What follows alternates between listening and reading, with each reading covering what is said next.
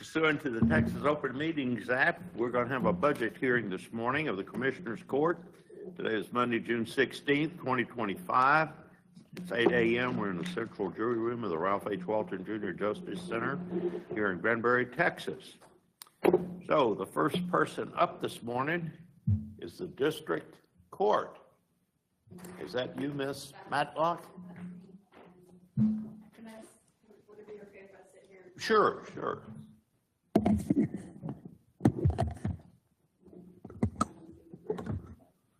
Let's just go ahead and get this is working day today. Go ahead. Okay. So the judge is asking for, so if the county court at law does not receive their request, then the district judge would like a part-time person to help keep up with their increased workloads. Is your microphone on? Can you hear me? There. That's better. Yeah, pull it a little closer to you. Lean in. Okay. So the district judge, if the county court at law judge does not receive an additional person, then the district judge would like a part-time person to help with the increased workloads, which we've heard him discuss all of the various cases that they are processing, and their numbers are higher than anyone in the past. So I think we heard enough from him with that. If you guys want more details, then he's happy to schedule an additional meeting with y'all to discuss it further.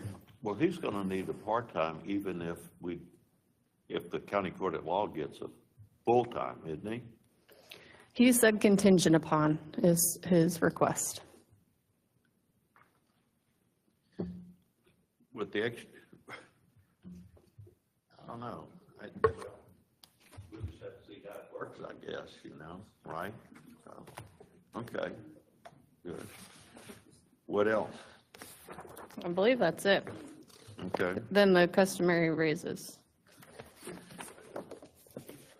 So the judge is in charge of his court about what he's going to do as far as increasing the salary.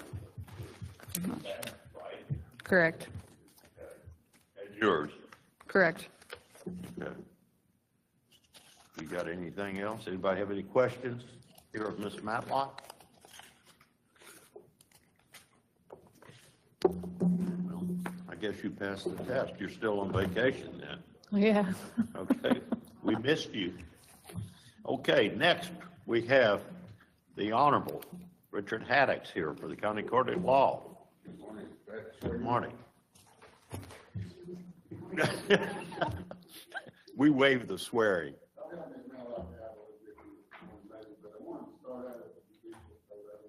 The legislature has given us a pay raise for the coming 14 years. It's still in flux, though, government is not signed it. They don't expect it to. So the numbers you have in my proposal are incorrect. And if y'all know last week, we made a letter that I was eligible for on this pay, that we did not have that. So that's why I feel that's what I'm asking for. Well, the salary supplement comes to the county, that's 25. It's 22, but it's at 25.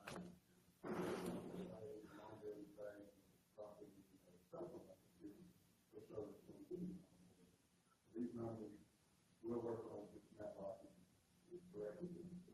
You may have any questions about the reimbursement that the county gives for both the city judge and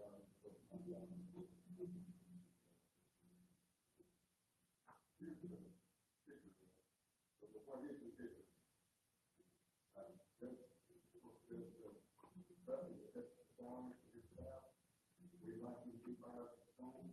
We would talk about the farmers program, all the courts, the same, court, not court, these courts, because if we fail to do that, it's just people really good at what they do.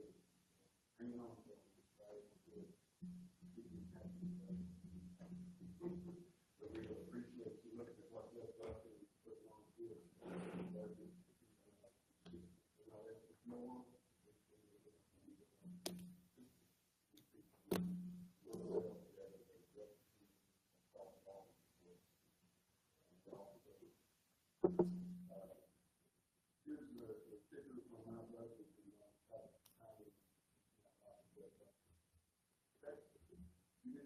raise is pride. Huge pride, satisfied that citizens that do not appreciate judges.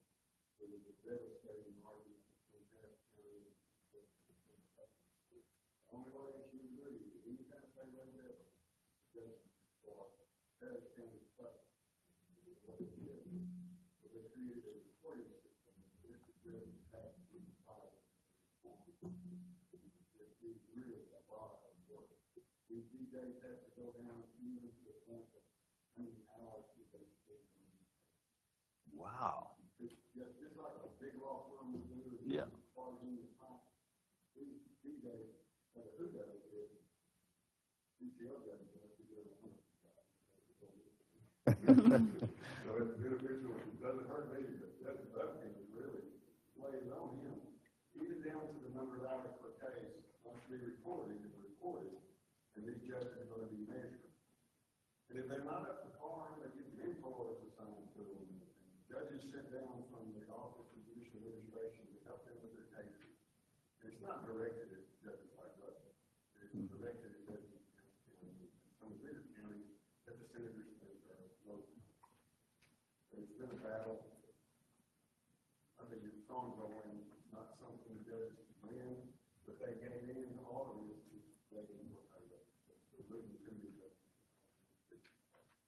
trade-off though, is that there's a lot more work on these of these districts that we have to report these numbers.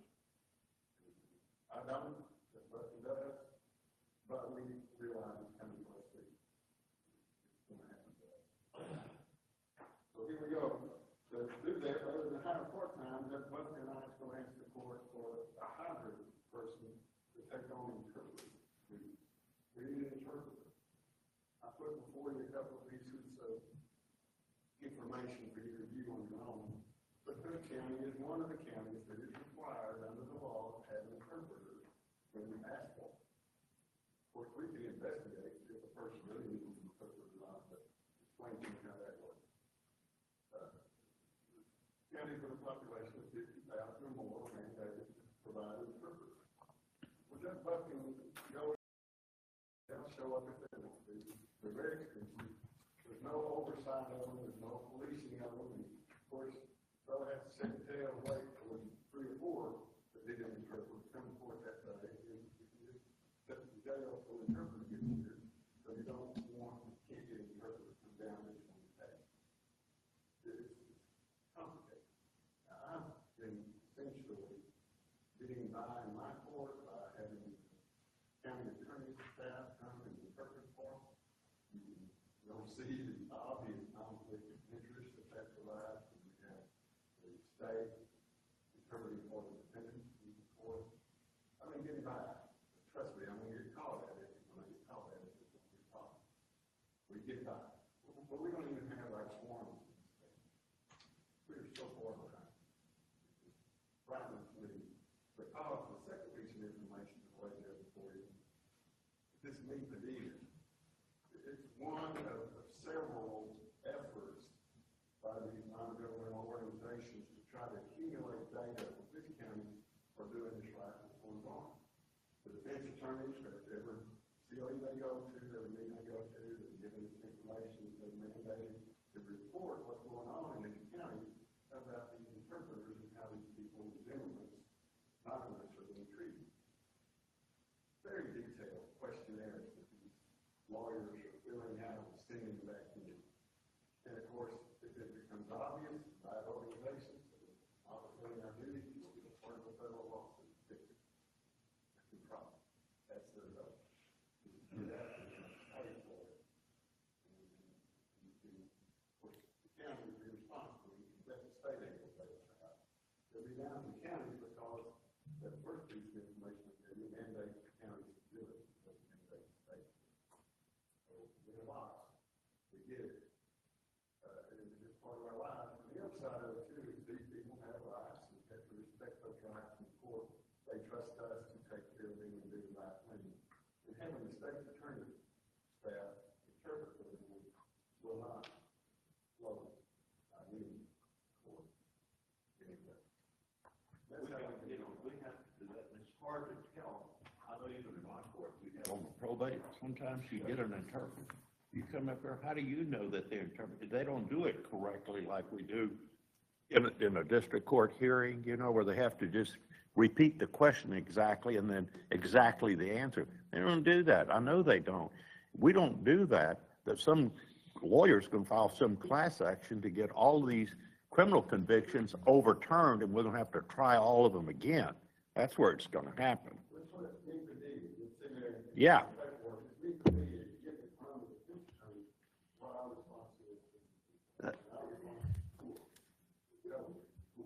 We don't do this. It's the shortest sighted thing that's going to happen. You got to do it.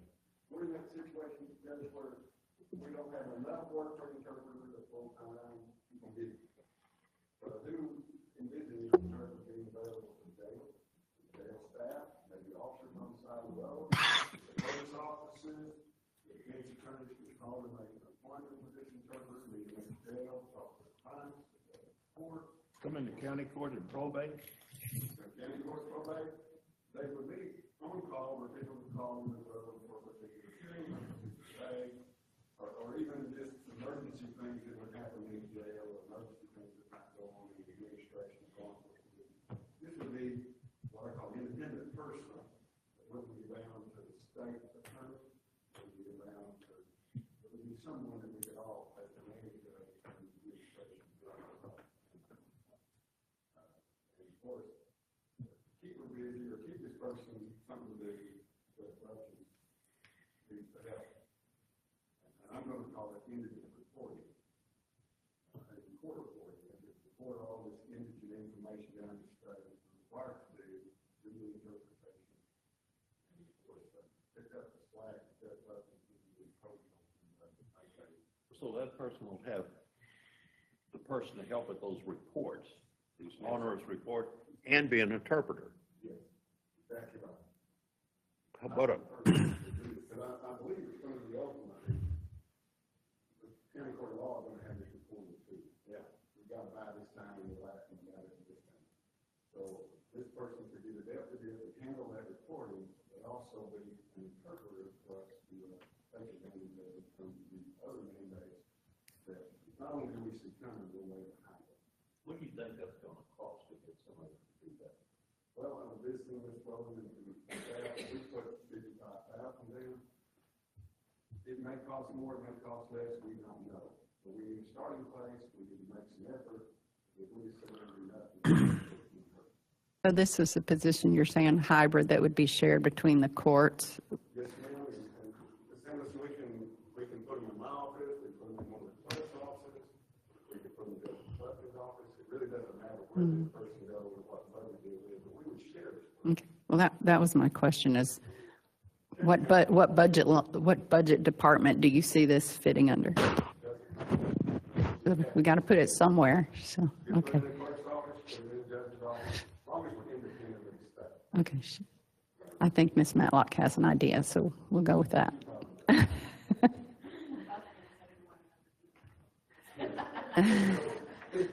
Okay. Okay. But that's the goal, is to get this interpreted, to handle the court reporting, indigent reporting that's required by the state. All of that's escalating. You know, my only question is on the thing, since county court law does a lot of the lower felonies on the deal, can we put it in some other, I'd like to have the independent concept where she's not in one of the other courts, because that's where the defense attorneys on these criminal cases are going to go. If we could put her in, I don't know, the district court or something like that on the deal, since she's going to be following these reports primarily and being an interpreter, it really needs to go in the district clerk, not in not in the district court or the county court of law that's handling these criminal cases, interpreting, because that's where they're going to still come down.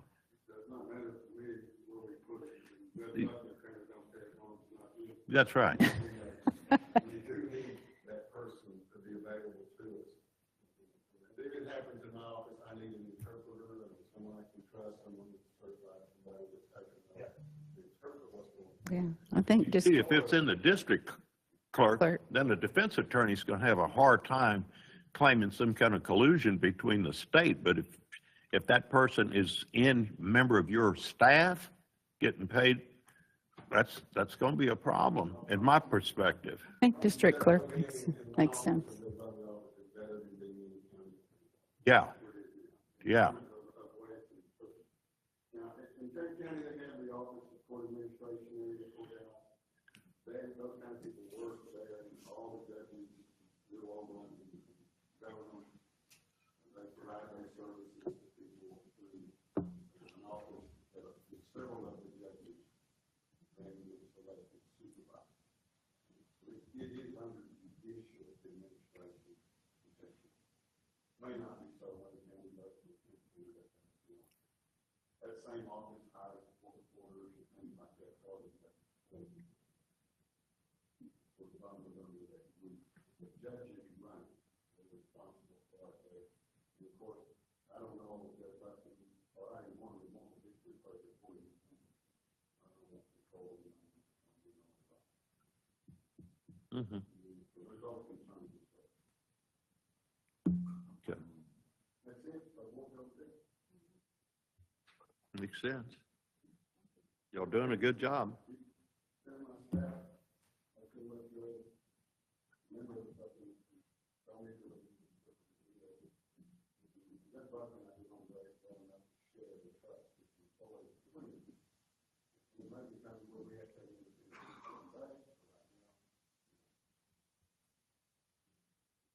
Good. We appreciate the good cooperation between them. Thank you, Judge. Next, Road Ops, Mr. Todd Tuggle.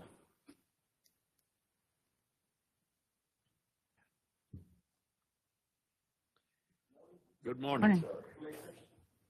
I guess you have mine in your packet. I think you'll find this proposed budget that I proposed for the 25-26 year is going to be very similar to the budget y'all set for this year. I will propose one change, one line item, an increase. This would be in the line item 35030. It's equipment repair impacts. This is all the repairs we do that our mechanics do in-house.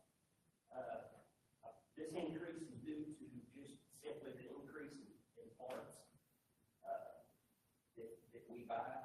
For example, this is shop supplies, the tires, tubes, batteries, brake parts, electrical, anything we buy.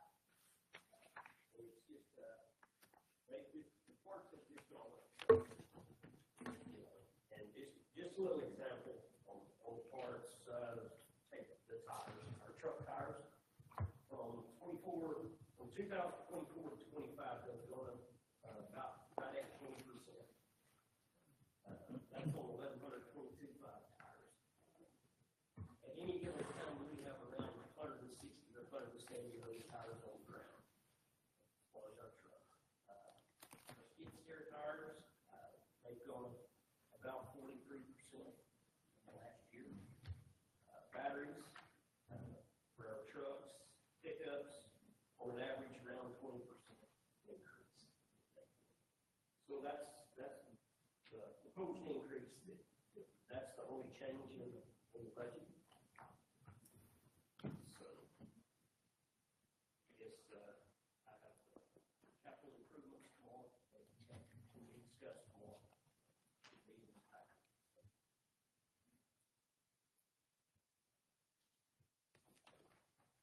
As far as staff, I'm fully staffed. Haven't had any turnover whatsoever. There is one staff that I visited Miss Matlock on this. I have an EO1 that I'd like to look about raising to an EO2. The reason being, this CDLs, normally our EO2s for all our Class A drivers, CDL drivers. This particular employee is still in EO1. He has CDL, Class A. Tanker endorsements, his tenure here has been about 3.5 years. Very dedicated. So I think that would be one that I would sure like to propose to raise from the old ones that are going to enter. And our distinction there is that is a position of somebody that drives a vehicle, and you need him to drive big trucks, so he needs to be a driver. Tanker endorsements, like our asphalt, our tanker, you have to have the tanker endorsements, to drive that. So Yeah. a big help there. A lot of trucking companies can hire these people away, so, Yes, for sure. yeah, We want to keep those CDLs. yes, right. For sure. It's so hard, to get those licenses now. We could train them up, and help them get, but them having to go through the truck driving school and all that. It's kind of too far to point. So we sure will keep them. That being said, any other questions? You're doing a good job. Thank you. Okay, thank you. Next, purchasing.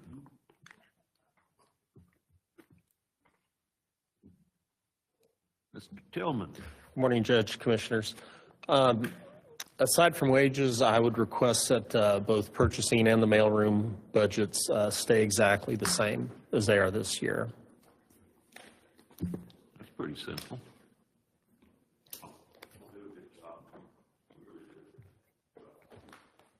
I have any questions?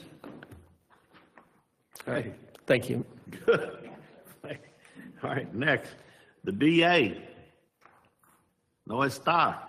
Of course, we're 30 minutes ahead of schedule here. Anybody else here on juvenile probation, maintenance? Nobody is here right now. Melissa, you want to go back, come on up? Yep.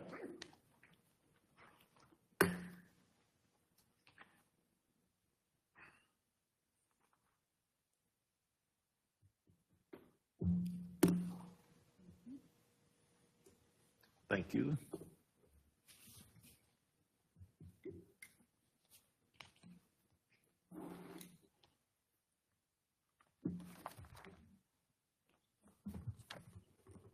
Good morning. Good morning.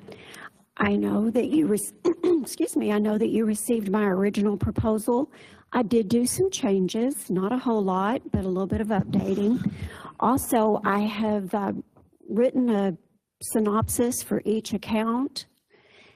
We can go through some of the account codes that I'd like to update you on. I did increase our workers' comp insurance. That money is spread out all over the county in different departments, and so we were a little underfunded this year. So I visited with the auditor, and we think that increase should take care of everything and hopefully keep us in the black and not the red. Unemployment, I'm keeping it the same. So far, we're doing okay. I am noticing some changes with unemployment. 2025, I'm getting rebuttals on information that I've sent in that I felt like was a slam dunk as far as unemployment. And I lost one last week, and I was very disappointed based on the information that I had provided to unemployment. So I'm not sure where we're headed. I don't know if they've staffed their department with more people, because I've never had these types of questions come back before. So I'm a little uneasy about that particular line item, but I'll bring it back to you if I see that we're running short. Drug testing, it's just always a moving target. They keep increasing our pool numbers as far as who they're testing. So I am adding some to that, so that way hopefully it should get me through 25-26 budget year. Copier lease, I've increased it $200. You'll find a letter on the third page from Xerox. Because of tariffs, they're increasing our lease. So I've added $200. I hope that's enough to cover the increase. But I just wanted you to be aware of that, and that's why that $200 has been added to that line item. No change to supplies, no change to contract services, no change to travel, dues, books, and subscriptions, no change there. Insurance. If you would look at your second page, you'll see there where I've added the cost for property. I did everything on an estimated 25% increase.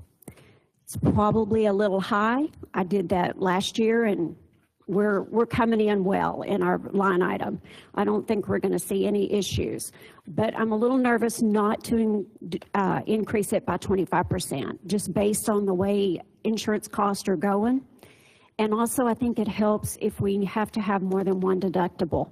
This year has been a crazy year with weather, and I'm concerned that we may have to come up with 2 deductibles or something. So it may be a little bit over budgeted, but we may need that. And so I'm going to go ahead and keep increasing those 2, auto and property, by 25%. So that's why that cost is like that. But it's defined there down at the bottom. You can see how I came up with my numbers. So if you have any questions, please let me know. I will be adding the auto renewal to the agenda for next week.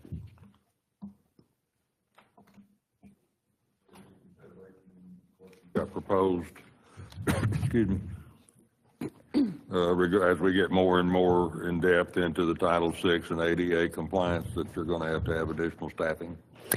That is under personnel. I am asking for $18,000 in my part-time budget. I'm very picky about how the office is staffed, as my current employee is top-notch. And I don't ever have to question if anything's being discussed outside of our office or if the work is being done. If I need something done, she is on top of it. So it's going to be very difficult for me to find, I think, a part-time person that will be able to keep up the standard in the office, but I might consider a temporary just to help us clean up. Our filing is behind, and we've got some shredding that's behind. And I would like to pay the part-time or temp $15 an hour if I can find someone. But that'll be with the new budget, October the 1st. Yes, Title VI and ADA has added some duties to the department. Excuse me. And that's something we have to do. It's not an option. That's correct. It is not an option. And that is why I've provided a new job description for the position that's in my office. And I would like to see that position be moved to a chief deputy. Chief deputy is second in command, and that's what that position is second in command. There are 2 of us, and when I'm not available, be it a call, a meeting, that position is in charge of that office. So I would like to see that position be moved to a chief deputy. And a lot more duties are going to be on that position based off of the Title VI and ADA, because it pulls me away from the duties that I've been doing. So I would like to ask the court to consider changing that position to chief deputy. Health insurance, I don't have any gut about where we're moving. Proposals are being sought for our health insurance. I have not heard. I've requested some type of estimate on what we might be looking at. So what I did is the Texas average is 7%. So that's how I calculated the health insurance. I'm hoping it's not that much, but currently that's all I've got to go off of is the 7%. So that's why you'll see that cost of for the health insurance. It's based off a 7% increase. TCDRS, the retirement, it did increase. I've included a copy of the current plan for 2026. It's the very last page.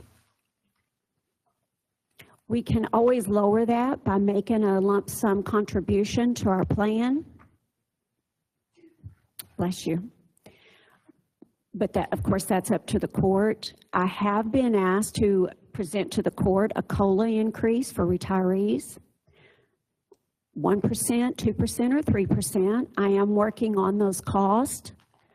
It's something that is entirely up to the court. I'll present the numbers through the auditor. I'll get with her this week once I get a little bit better handle on those costs.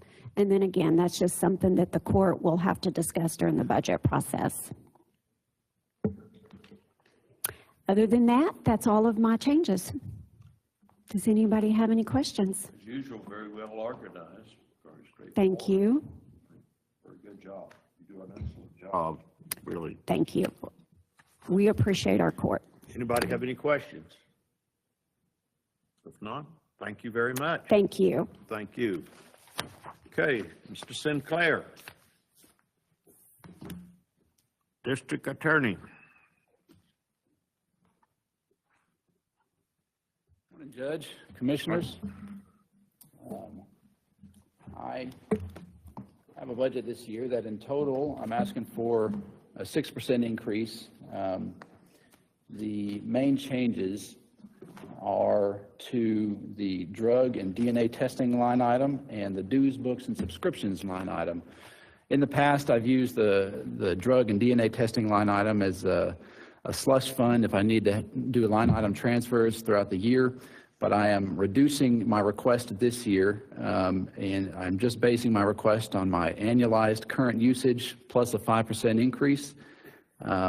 Also, the medical examiner's office, who we use for our drug and DNA testing, has indicated that they may start charging for what's called certifying scientist affidavits and business record affidavits. We need those things to help in trial, and we've recently started requesting them, and they've indicated they may start charging us for them. So, but I am reducing my ask for that particular line item down by close to $18,000. Like I said, usually I was using that as a, if I needed to do line item transfers throughout the year, I would pull it from that line item, but I'm backing my request down and basing it primarily off of just annualized usage.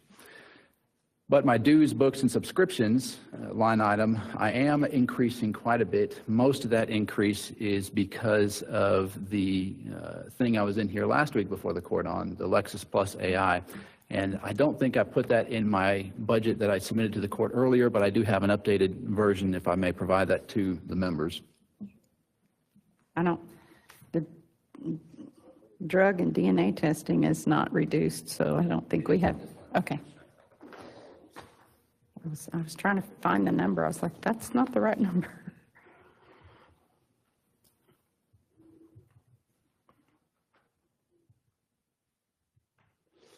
Last week, I was before the court asking for Lexis Plus AI. The court was gracious enough to grant that request. Like we discussed last week, the impact to this current fiscal year was only just over $500, but the new monthly amount would take effect at the beginning of this fiscal year for the county, and that is about just under $2,600 a month. So I'm adding that into my personal department request for my department, but I'm also fine if the court sees fit to change those funds so that they're coming out of the IT department budget. I'm happy to do whatever the court deems best on that one. Overall, though, it's coming out to about a 6% increase on the budget that I just provided to the court. My salaries and wages, I'm requesting a 5% increase for my staff on those. I do have several SB 22 funded positions, and several positions that have received raises from SB 22. They will continue to receive that money as long as the court, as long as the state provides that money. But those numbers, what I'm asking for the court is a 5% increase based off the county's salary for those employees. There was also one more change, I think, that the legislative session passed on the last day of the session, and that will affect, I believe, the supplement pay for my position. I would defer to the auditor for exactly how much that's going to be, but it is highlighted in the document I just provided to the court. Currently is $18,000, but I think it is going to go up based on whatever the legislative session passed and the court deems appropriate. So, any questions? Yes, ma'am. Anybody have any questions? There was also, we have forfeiture funds as well. I think I sent that to the auditor when I submitted my budget request. I've allocated percentages to different broad-based categories for those departments, for those line items, for the forfeiture funds that we may seize during the year. That there's really no way to predict those things. There's no way to know what we're going to have throughout the year. It changes based on funds that we receive and we spend, but I did provide percentages to the court. If the court has those, I'm happy to talk about them. If not, I have copies right here that the court can look at. Yes. Anybody have any further questions?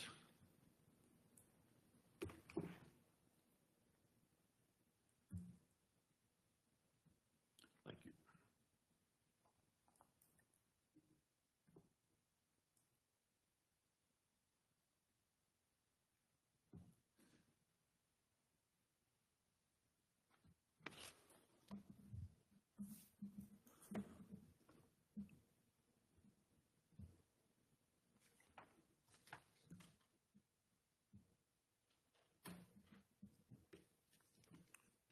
Informant costs, is that the snitch fund?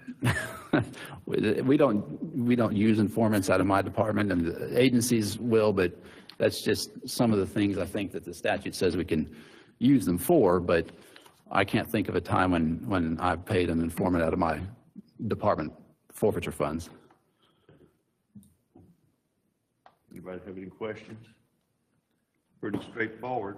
Yes, sir. Like I said, the main two changes are to the drug and DNA line item. I'm reducing my request there because I'm not going to use that as a slush fund for line item transfers throughout the year.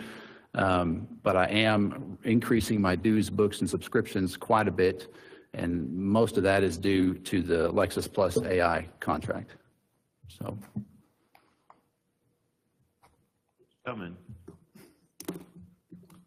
Good deal.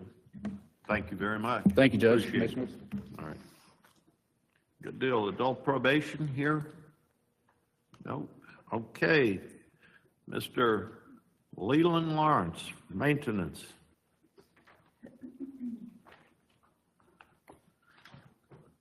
Morning, Judge, Commissioners. I only have 2 requested increases for this year's budget. Our janitor supply line item, I'm requesting a $3,000 increase on that line item. We're trying our best to fight the cost of janitor supplies, but with inflation and market trends, prices on that stuff is continuously going up. Then the second line item I requested is $3,000 increase on maintenance contracts. That's just projected increase on what it's going to cost us next fiscal year to maintain our current contracts.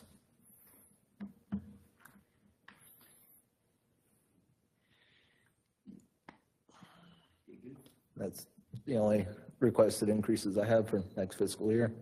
All contracts do you have? We have contracts to maintain the generators at the EOC, pest control, fire suppression systems, contracts like that. The one that usually goes up, from what I've been able to see historically, is the generator contract. The contracts like the pest control, we're locked in at a certain rate until that expires, so they haven't increased the last few years, and as far as I can tell, there's no increase on that one. It's just the generators. It tends to go up about $3,000 a year. So on this sheet, it has an increase in utilities. Oh, yes, that was Ms. Matlock's office actually handles the utilities, and that was her recommendation of 3% on the utilities. Okay. Yeah. I think last year, don't remember the exact court, but we approved that contract management system that Mr. Tillman has. Does he have all your contracts within that system? Yes. Okay. Yes, that's bonfire. Oh, okay, thank you. And then you have them, what you need for your contract system? Oh, you're gathering? Not quite yet. Yeah, I'm more interested in the big dollar amounts. The smaller ones we can trickle those in. Okay. Thank you. You do a good job. You do a great job. I think everybody in the county really likes what you do. You're on top of everything. You help out every department. You do a great job. You go above and beyond, like hanging the flag in the historic courthouse and helping with that. You do a lot of extra stuff, so you're doing a great job. Thank you, Judge. Commissioners. Good deal. Thank you. Okay, environmental health.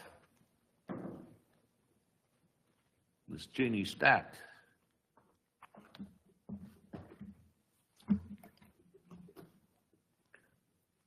Judge, Commissioners, Hood County environmental health is different than any of the surrounding counties. Population-wise, we are close to Wise County. The smaller counties in population handle the vector trash complaints as well as septic, but the volume is nothing like what we experience. Hood County has a dense population in regards to the lot size in the older subdivisions. You will see in the handout that I'll give y'all, I have researched the numbers for the neighboring counties. I added Wise County in because it's closer in population. I did not include Tarrant County, and there is a handout that shows Tarrant County has multiple contracts for environmental health with multiple cities, which the numbers would be irrelevant to what we have. Environmental health also receives an average of 3 to 5 complaints a month from TCQ and works multiple complaints with the Brazos River Authority. Our numbers for 2024 will be close to the numbers from 2025 for the environmental health permits. I have asked for other employees. I know that that'll be on y'all to choose. And there were some changes in some of the information, but it won't happen until we get further. One of the positions I have, and you will see in the handouts, is my office manager. My office manager handles roughly 3 different departments. She handles environmental health, she handles the Citizens Collection Station, but she's also part of development and handles development. So I feel we need to do something that gives her the information or the pay for what she does. Of the 3 counties, Johnson, Wise, and Parker County, she makes almost $15,000 less than their office manager, the lowest office manager of the group. So I do hope y'all consider that in your budgeting for this department. Would y'all like for me to go on to the Citizens Collection Station also now, because that is one of my departments? Do you have something on environmental you were going to hand out? Yes. Okay.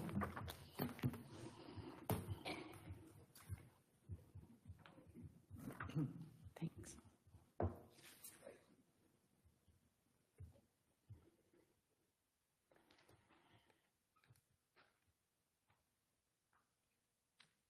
On the Citizens Collection Station,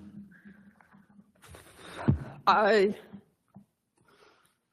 just researched most of the facilities that take bulk and recycling items all have full-time employees totally. Wise County does have some part-time employees, but their part-time employees earn $22 to $25 an hour.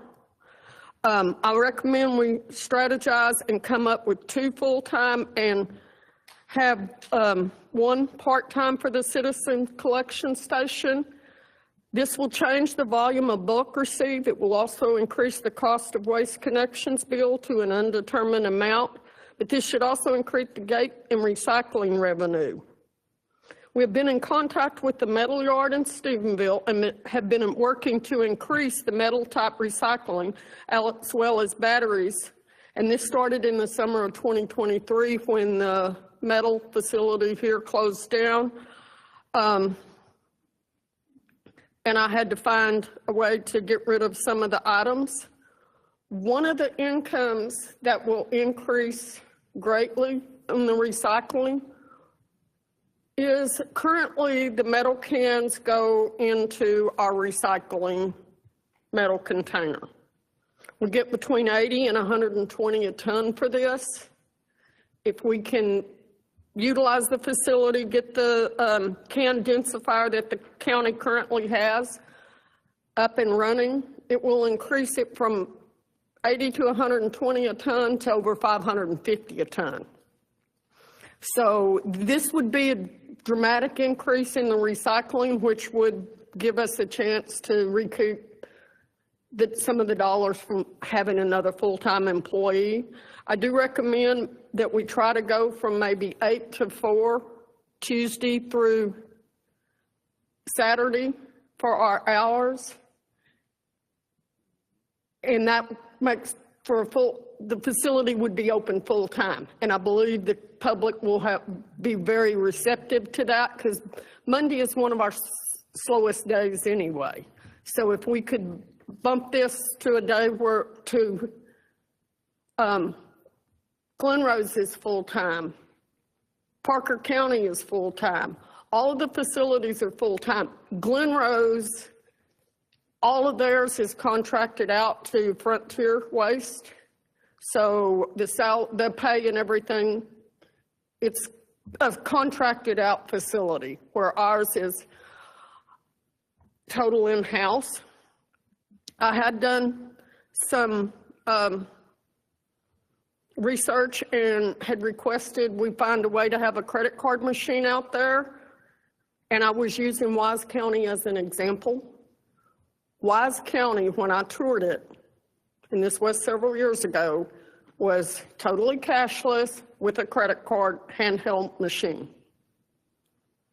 In my talks with Wise County this week, they have ditched the credit card. They no longer use credit card at all, and they're 100% cash and check at their facilities. So, why is that?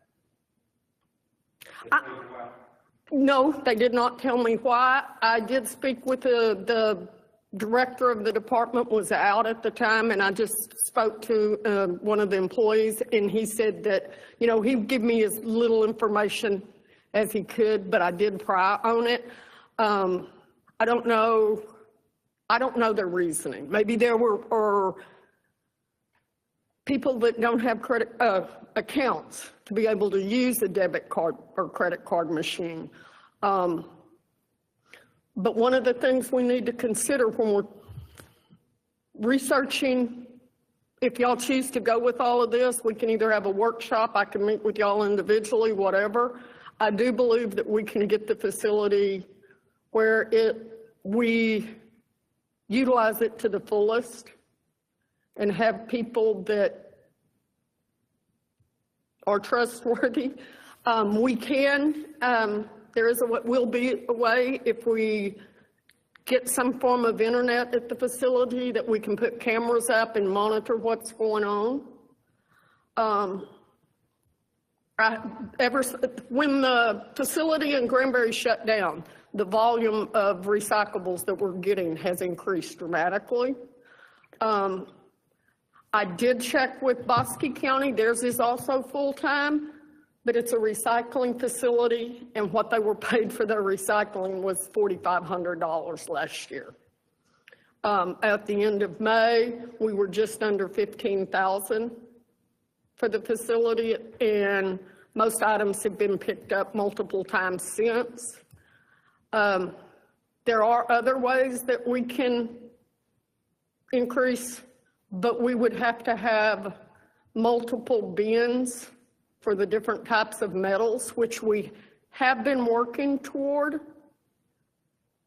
But if you understand the metal recycling part, there is a shredder price, which is what we get for that, what we have, no matter what's in there.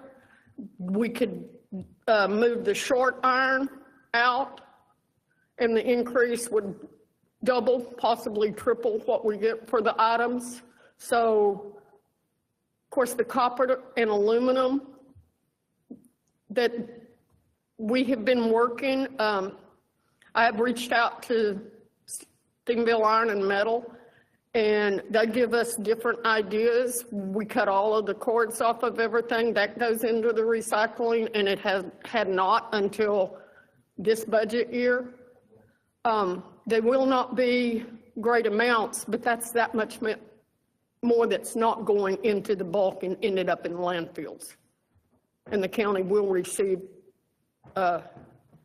something for it. You know, we've had conversations, and I've had multiple conversations with Ms. Matlock about going cashless at both the bulk yard and at the collection station. I'm not sure what happened in Wise County. Maybe they didn't have good internet connection, or but we can find that out. But I think that if we're going to, one of the things you need to remember, if we go cashless and somebody comes out there and they have no way to pay it, and they dump it on the county road, then Road Ops is picking it up. They just picked up 4 dump truck loads in the past month and brought to the facility. We're on the hook for that. Year before, they picked up an entire dump truck load of tires. So they picked up 4 or 5 dump truck loads on Meander several years ago. And my office has picked up multiple items off of Highway 4 toward La Pan.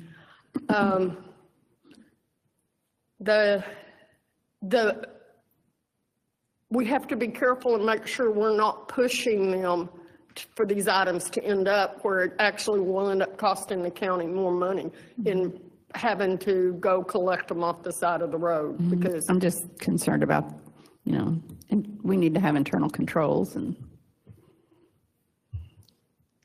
so. We could have a hybrid, you know, some cash, some with cameras. I think we could make that. And I think, you know, if we were to, I did do the research on, United Co-op does have internet in the area, and it would be anywhere between 60 and 104 a month. And then we could put the cameras with that and have them Bluetooth into where they can be monitored. Yeah, that would be good. So, and that's not going to be that expensive, so there will be ways that we can do that.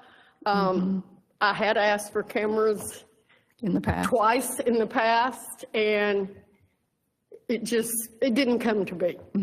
I think as we've been researching through the alternatives to the fiber for radios, we've found some very inexpensive options for satellite, and so that's even an option too. So I think that we can find a solution, and you know, they might not have a credit card, but they might have Venmo or Zelle, so maybe we do that. I mean, maybe that's another option we could look into. If we have an account that can accept that, I don't even know, but it would be something we'd have to look into. Okay, thank you. Good job. Okay, Shelley Berry. Good morning. How are y'all? We're going to start with juvenile or adult.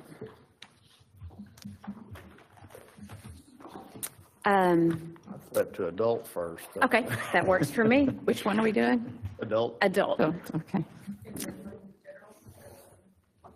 We can start with the other one.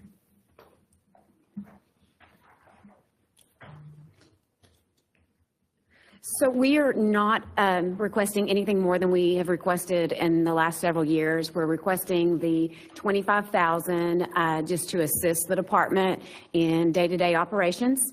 And then we're requesting the $17,000 to assist with the community supervision officers, the CSR workers' salary. And that is all that we are requesting from adult. In juvenile, my budget did not increase. It actually went down just a little bit because my officers have been really good at utilizing outside services that are free for counseling. We have a couple of different options, and so they've been really good with hooking those kids up with those. And it's been beneficial to the kids, but it's also been beneficial to the department as well. So that's why nothing really has changed in that budget this year. Thank you. So no increase? No increase, no ma'am. In adult or juvenile? No ma'am. Okay. The state is going to give us some additional funding for raises, and so I'll be utilizing that. And so, no, if you just give me what I got, I can make it. Thank you. Unless I can't, and then I'll come back and let you know. Do y'all have any questions? Thank you. Okay, thank you. Good job. Okay, Ms. Stephanie Cooper.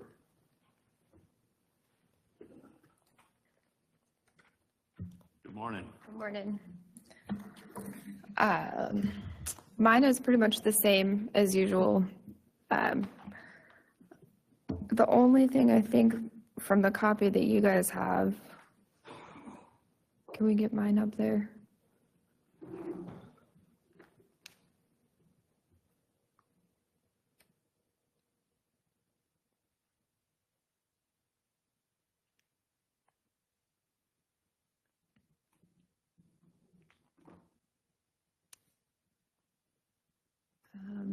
Under supplies, we can decrease that one to 15,000.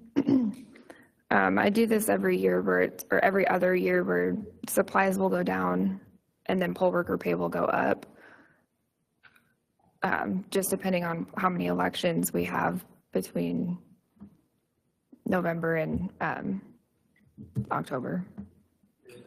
Did the no May elections legislation pass?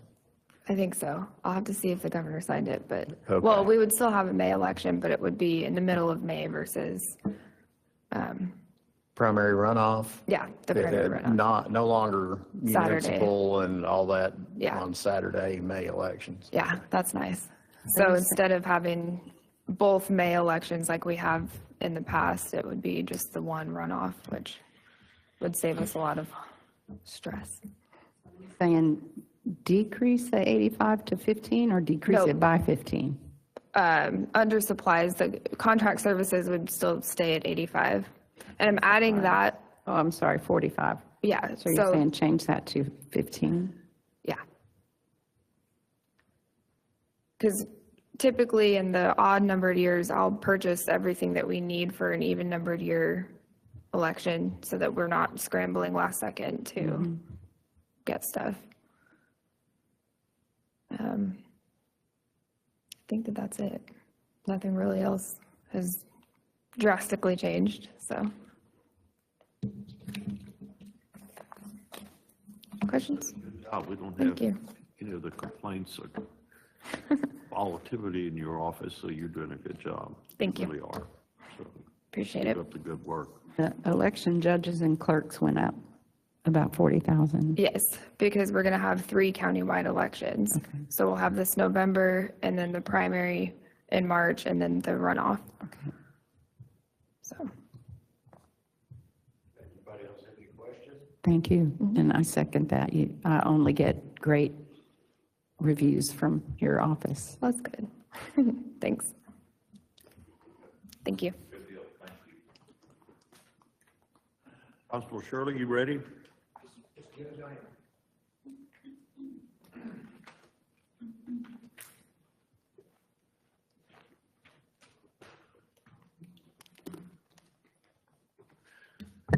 Good morning, Court. Not much different in my budget this year from last year. It represents a less than 2.5% increase. There's no capital expenditures that I'm requesting this year. I'm welcome to have any questions.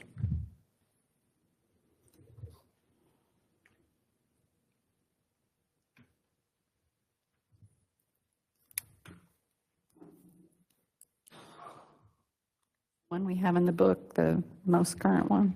Okay. Yes, I haven't turned any other ones in. Okay.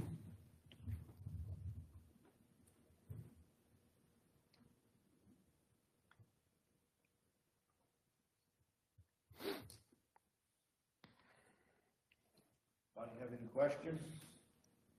Questions? Thank you. Hopefully the rest of your day goes this easily. Thank you.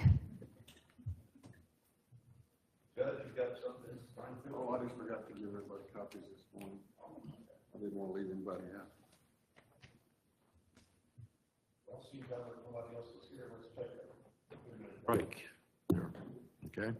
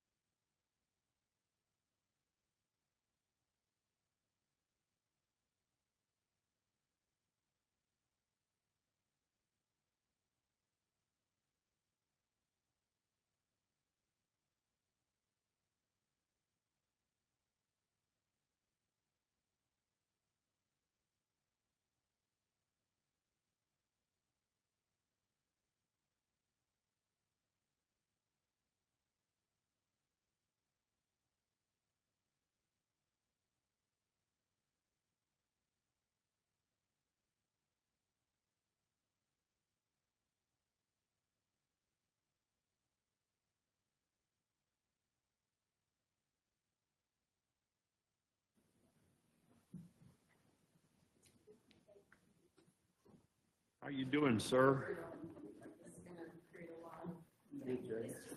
How are you doing?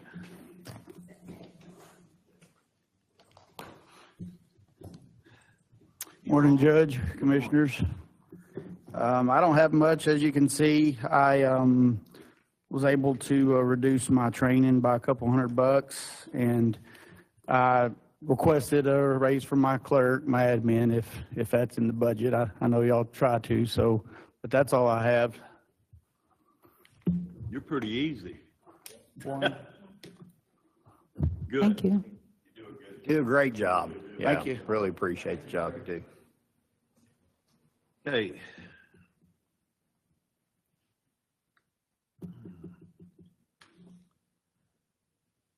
Well,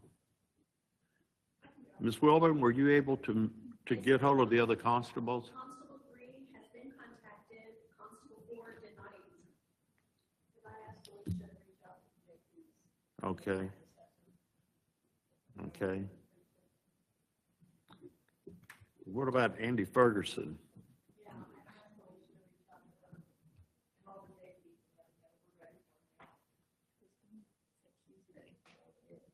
County Yeah, Clerk. come on, let's go, okay. County Clerk. All right. Okay, so, do you have it up there? Let's see.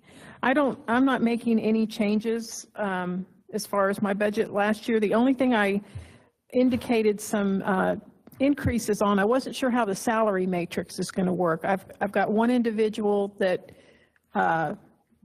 became eligible for longevity pay, or will become eligible in July, which I understand if it's before December, she'll get that. So, and then I've got two in my office manager that if we follow the salary matrix are going to go to that step 2. I'm not sure what that date is how we're doing that. It's calendar year. It is calendar year.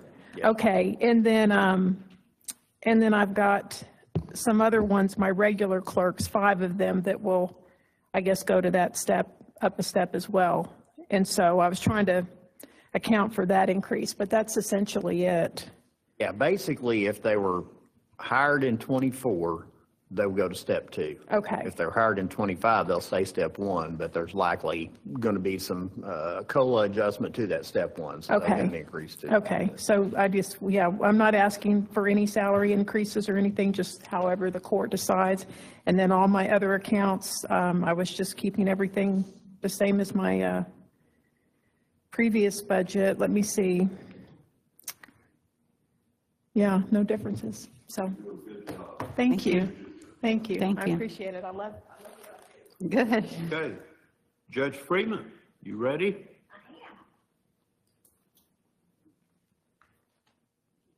Got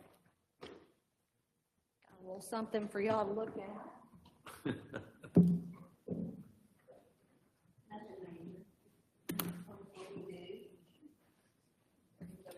Thank you.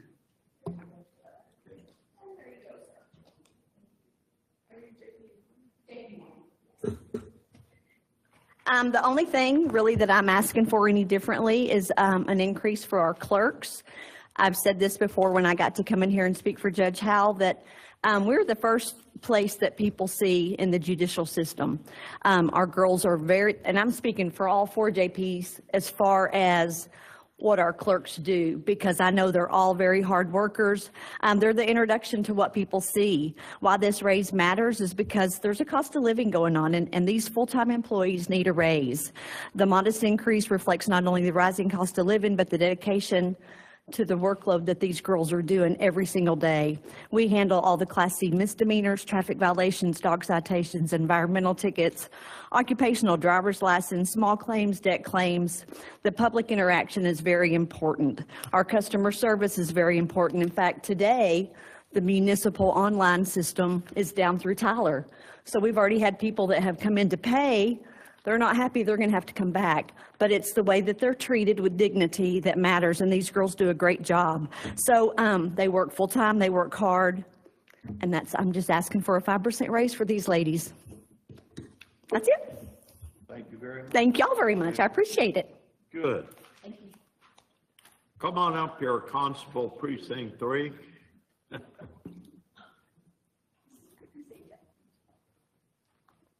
Excuse the way I'm dressed. We were headed to the dentist, and we got the phone calls, and they said, "Come on in." So we turned around, but same as everyone else. This is my 5th year to ask, and all I ever asked for is an increase for my clerk. It sounds like everyone's coming in and asking for that, so I don't want to waste too much of your time. That's all I'm asking for. The only other thing I wanted to bring up is we got an email from our copier lease company saying that because of tariffs, there may be an increase. And you know that item is pretty much exactly what we spend. But if it goes up, we can just pull from ammo or pull from something else. I just wanted to make y'all aware of that. That's all I have. Sounds like everybody's coming up and saying the same thing. They're looking out for their people the best they can. Good job. All right. Thank you, sir. We need a budget line for tariff impact.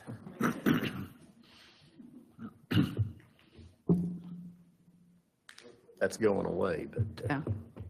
That's hopefully it's a short-term. Negotiation tactic. Short-term scare won't be reality, I hope.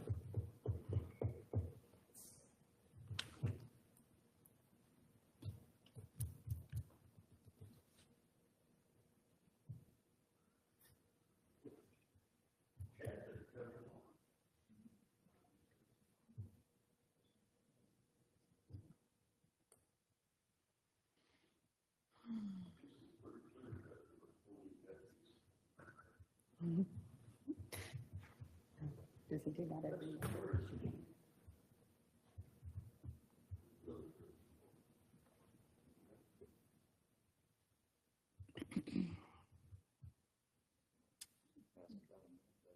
Yeah.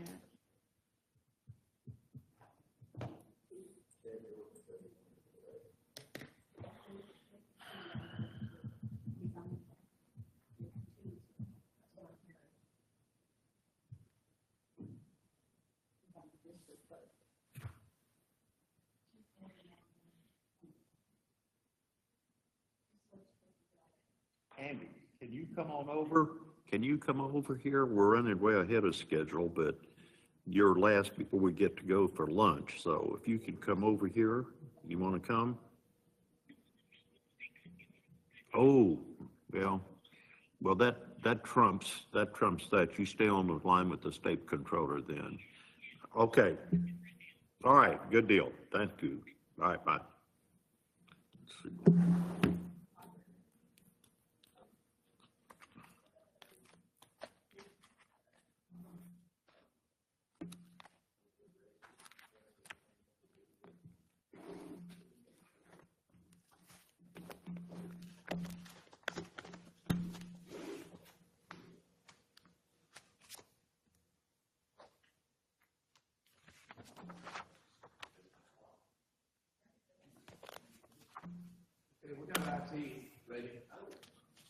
Okay.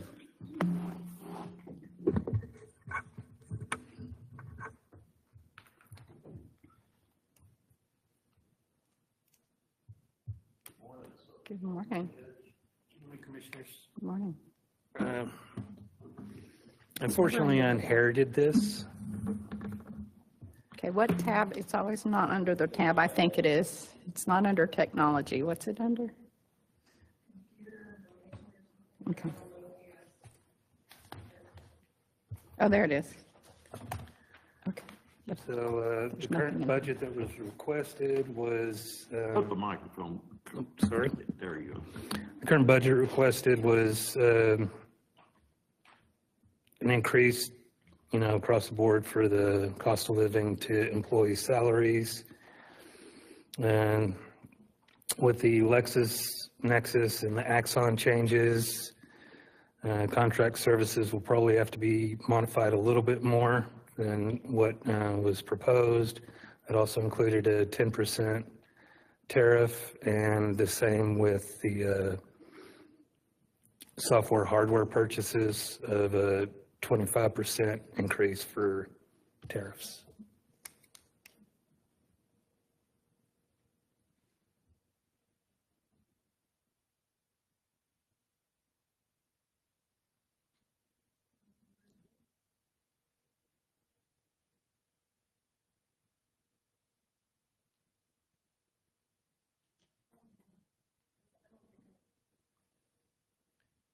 I don't think those match up to what Drew had sent in.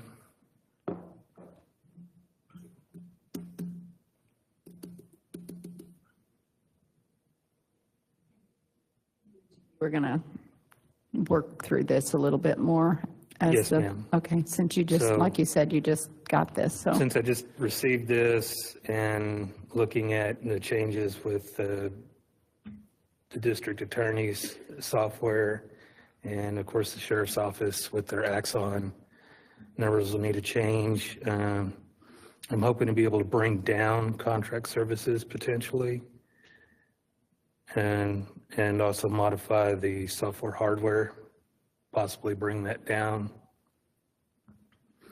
And depending on how the court would like to restructure the number of technicians in IT, that might potentially change that line item as well. So you're going to have some backup to, I think you said you were working on that, backup to those two big items. Yes. So we can, okay. So I think thank you for doing, you just jumped right in here and started working on it. So I appreciate that. So this can be a little bit in flux for a while. And I hope to meet with everyone on the court to discuss the current budget, how we can move forward with it. Thank you. Try to cut some of the fat. Thank you. Thank you. Really appreciate it.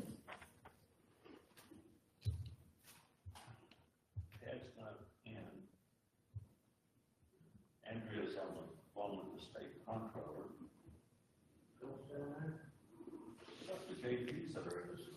Well, Kelly, she said Kelly was on his way.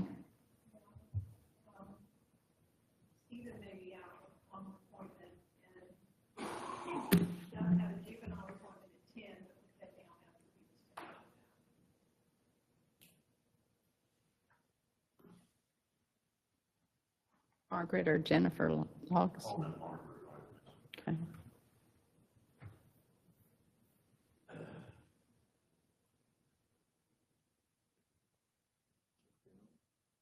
Yeah.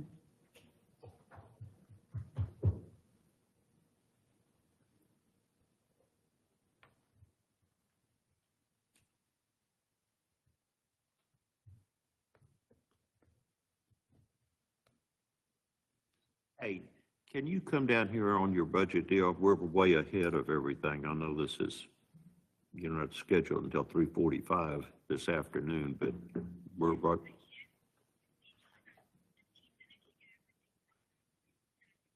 Okay, Not leaning. good. Thank you. Bye. Jeff Barnett just called me. He asked me if I would come over and speak on his behalf. He's at the hospital with his wife.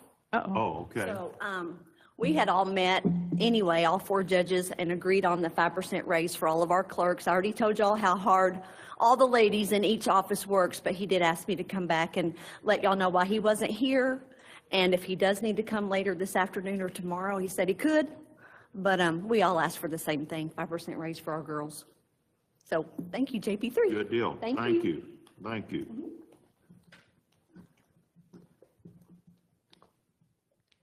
Margaret said she'd be here in 10 minutes, so.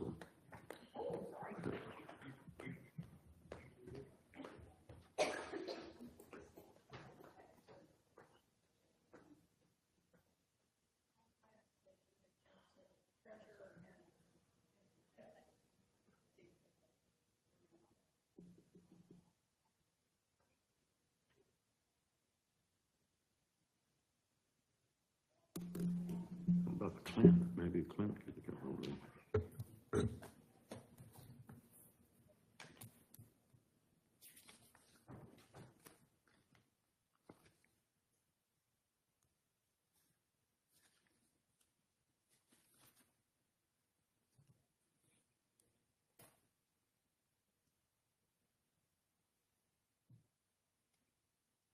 come over here and give your presentation here? We're running so far ahead. I know you wouldn't schedule until, come on over, all right? Good, thanks. Come on up, Judge. How y'all doing this morning? Good. Good morning. How you doing? Judge, Commissioners. Mine's pretty simple. Only thing I'm asking for change is a raise for the clerks. I think all of the judges got together and we thought that 5% was a decent number. I'm asking that you leave the certificate pay. We do have clerks that are testing for their master certifications. So I'd like that money to be available when they pass, not if they pass the test, but when they pass the test, because they are going to pass the test. Other than that, my budget didn't change. I'm not asking for anything for me. Whatever y'all decide that the elected officials should or shouldn't get is up to y'all. I'm not asking for anything. So basically the only thing that would change would be the 5%. That's all I'm asking for. We'll do a good job.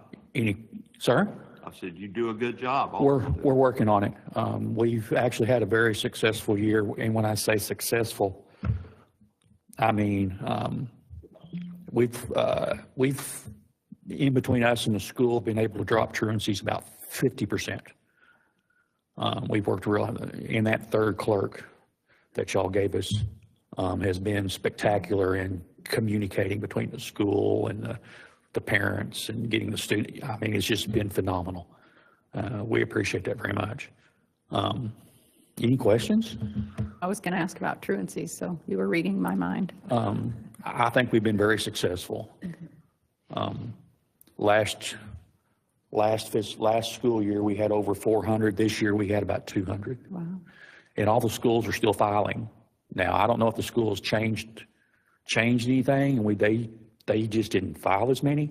But in the court, we've had about 50% less. We did get a new superintendent. Yes, ma'am. GISD. Yeah. I don't know if that had anything to do Plus, with we're it. also doing for Toller now, I believe.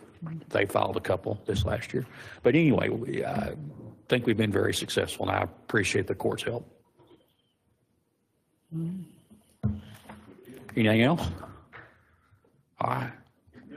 Thank you all very much. I appreciate it. I kind of do have a question. I don't know. Go ahead. If this is appropriate to ask this at this time. How much storage do you have? How many paper files do you have stored over at Annex 2? I think we got 2 rooms over there that need to be gone through, and a lot of stuff and they have been going over there. That's another thing we're doing. We're going paperless on a lot of stuff. So we're getting rid of some of the paper. That's kind of where I was kind of we're working on it with this. Commissioner, we are working on getting it. It's a process, getting people to, but now we scan everything. Everything's in every piece of paper is in the computer. We do still keep the files, but they have been going over there and going through stuff, and we're going to be shredding old documents that can be disposed of. Okay. Yes, sir. Yeah, we're going to work on that some more. Okay? Yes, sir. Anything else? And y'all are, I'm in vacation mode. I'm not supposed to be here today. Oh. Where are you supposed to be? Well, I got home from Colorado yesterday. Oh. And I took Monday off to recover. Well, I drove 1,000 miles between Saturday afternoon and Sunday morning, so I'm still, yeah. We left South Fork, you know where South Fork is? Drove up to Garden of the Gods, and then drove home. Wow. Saturday. Go to Creed when you. Oh, yes, sir. Yes, sir. Yes, sir. Well, we stayed in South Fork. Yeah. We have access to a house in South Fork, so we were all over southern Colorado. But that silver thread going up to Creed's pretty special, isn't It's it? beautiful. Well, we actually rafted the Rio Grande River. Yeah. That runs along that highway. Sure. Yeah, we did. Yeah. Yes, sir, we did. We had a blast. My granddaughter, it was my granddaughter, it was my granddaughter's graduation trip. That's what she chose, was Colorado. We told her she could have gone anywhere she wanted to go, and she chose Colorado. Well, you raised a good granddaughter. So I we could have said Paris, you know. Well, France, not well, she lives with us. I'm pretty much am her parent. She has a mother, and her mother takes very good care of her, but she does live with us. So, but Okay. yeah, we had a blast. Yeah, we had a blast. I appreciate y'all very, very much. Thank you. Constable.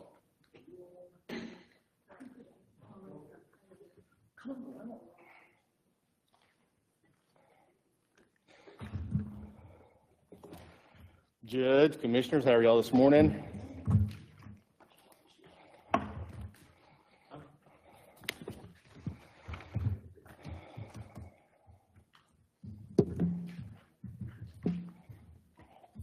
This year's budget, one of the things is, you know, we keep using counties around us for pay scales and comparisons.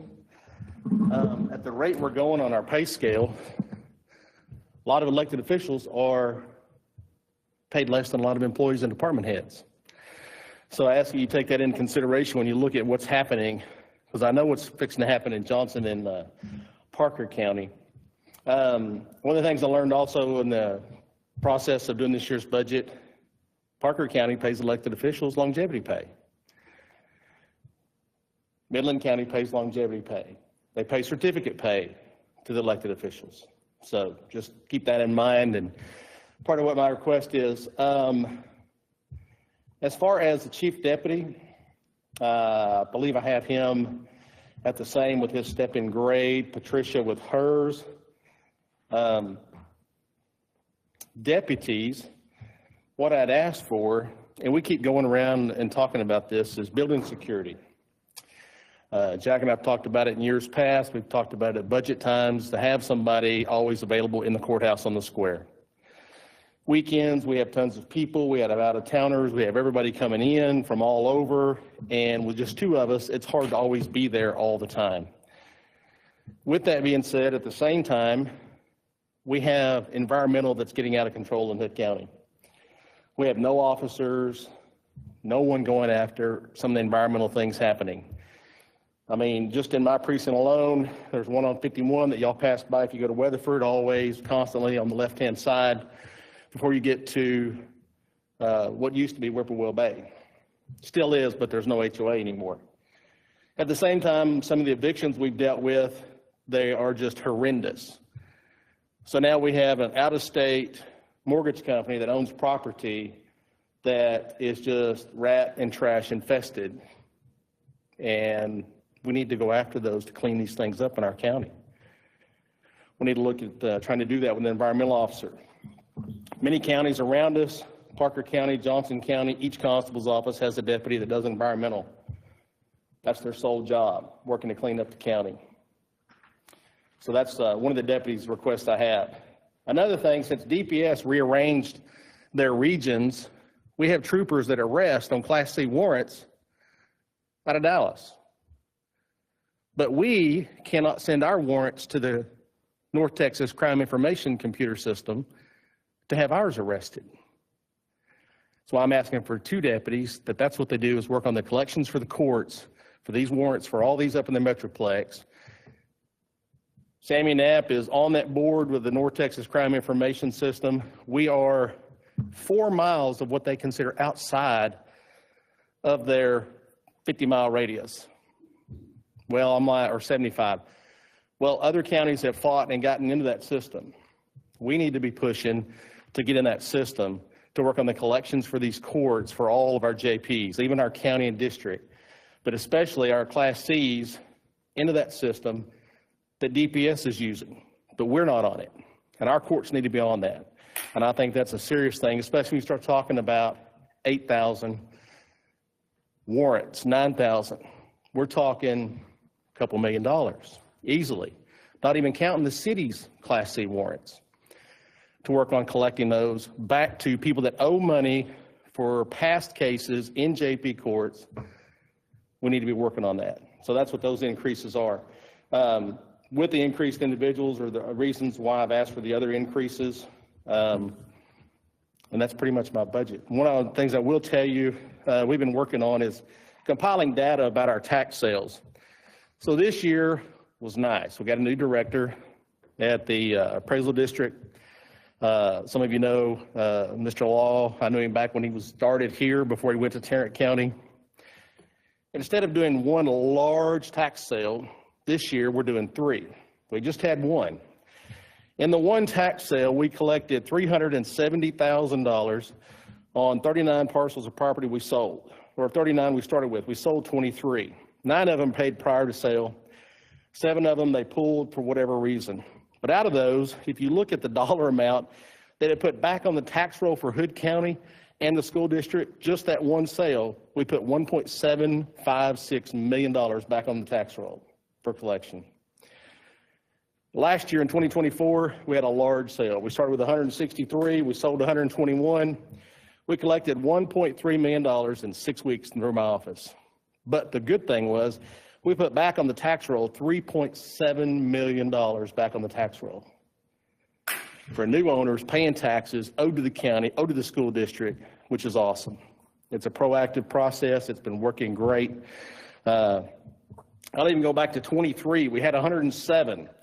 We collected $1.4 million, but we put $4 million back on the tax roll with that tax sale. Some of these taxes that these people owe go back more than 10 years, some even 12 years. But it's great that this is happening.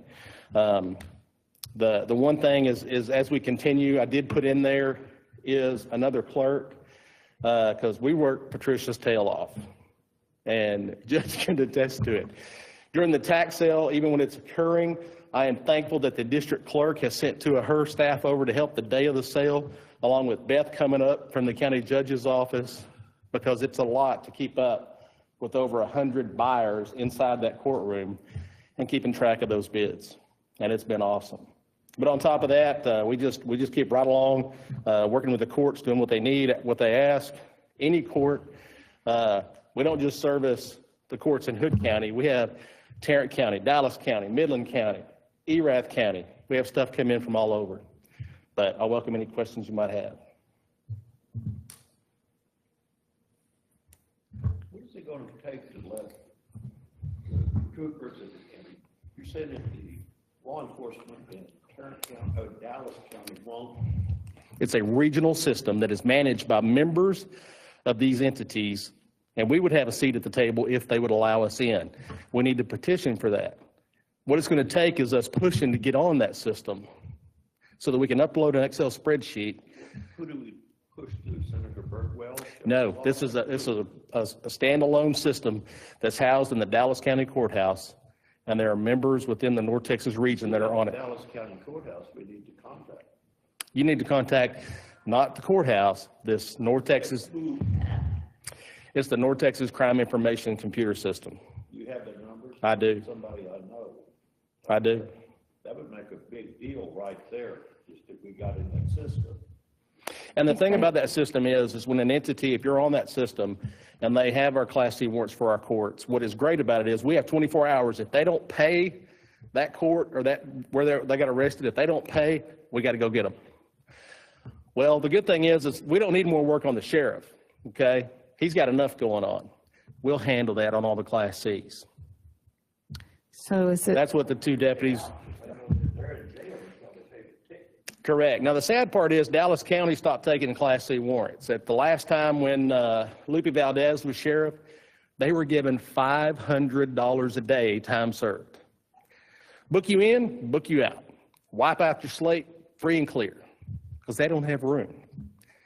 Some of these smaller agencies around there have their own jails within the municipalities. They're housing them for a little bit as long as people are coming and getting them. So, and our big thing is we want people to pay the money, the court costs, state fees that are owed to the county, owed to the court. We want that. We don't want your body. It's just like when people come into the judge's office and the city will bring somebody over with a Class C warrant. It's great because if they can't pay it, they come sit in our office, we get out the phone book, we get the phone and say, we're playing a game called Dialing for Dollars. Whatever it takes to keep you out of jail today, let's see what you can accommodate. Now, the great thing is our courts have been awesome.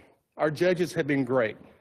I know of cases where Judge Gillum, and even going back to Judge Tuggle, where they've had $600 in warrants. Judge, I don't have it.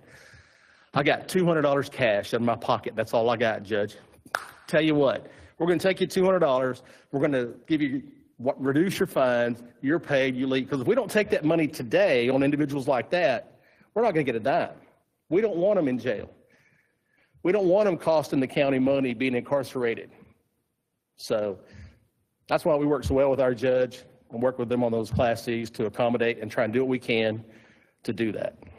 So is this something that you think would be appropriate for a resolution from the court to petition? We've got to get the individuals, and then once then there's an MOU and all kinds of other things that would have to come back for the court to be a part of that system. Okay, we got to get the ball rolling. So what's the first step?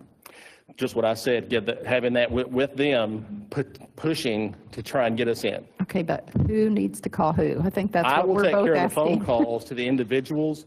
I know that Sammy Knapp with Collin County is on that board, and that's what we'll start with. Okay. Do that. But once we're in, we've got to be ready because the phone calls are going to be coming. Yeah. So, thank y'all so much. Thanks. Okay, Judge Gillen. Morning, Judge, Commissioners. Be real brief. Judge Kelly, Judge Freeman have already come in, I believe. You heard we all asked just for a 5% increase in my office manager and a clerk. I only have two. I have an office manager and a clerk. My other are part-time and they're taken care of. So we're good there if y'all see fit for that. I want to touch base on what Chad said about security at our courthouse, Judge. And you know this, you've been looking at some security items. By the way, I looked at some bullet-resistant glass. You had spoke with Steve Siegler about the partitions that roll. And I think those partitions are about $7,000 a piece. And I found glass that we could install where our current glass is. It just simply goes in right where our other glass is, and it's for less, about $20,000 just to do our front glass. And I know security, we've been talking about that, an issue at our courthouse. I think personally command presence is the best thing. And Chad asking for another deputy, we would have a deputy constable in the courthouse all the time, just to command presence. Someone walks in. I think that disrupts any bad thoughts anybody would have, ill will of coming in and seeing an officer right there. I'd also spoke to Lieutenant Siegler, you know, if we didn't have a constable there, another deputy like we have here in the Justice Center revolving over to the courthouse. But anyway, I have bids for the bullet-resistant glass from several companies. I've spoke with Lieutenant Siegler about that. And, of course, that's going to come out of the Courthouse Security Fund, which I think he said is already available.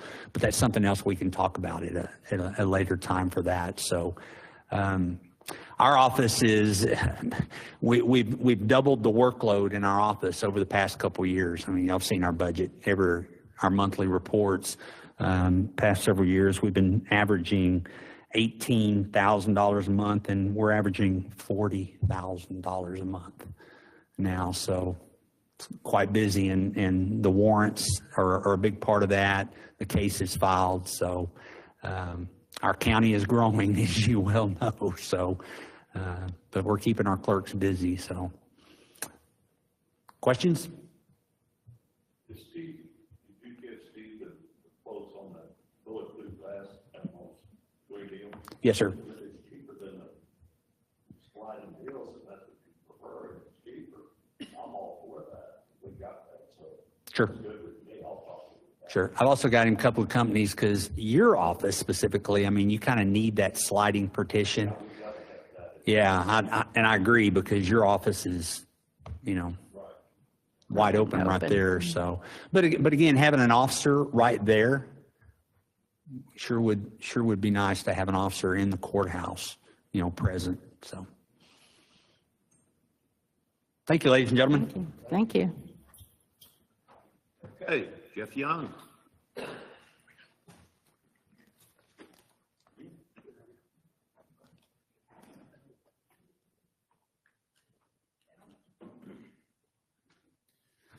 Judge, Commissioners. So my only increases are, of course, the VFD subsidies. I think I added 5,000 to each department on there, which, by the way, from our last meeting the other day, I'm starting to feel the stress that Santa Claus feels every year. Starting to feel what? Starting to feel the stress that Santa Claus feels every year. Yeah. I've still got a couple of them I'm working with. The other one is the insurance premiums. One of the things that I've learned is the insurance that covers Granbury's work comp currently is getting out of the work comp business. So I'm needing to look at adding them into our work comp policy, which is a big part of that increase, on top of vehicles going up, vehicles improved, costing more. It's the insurance game. I'm sure we all know that.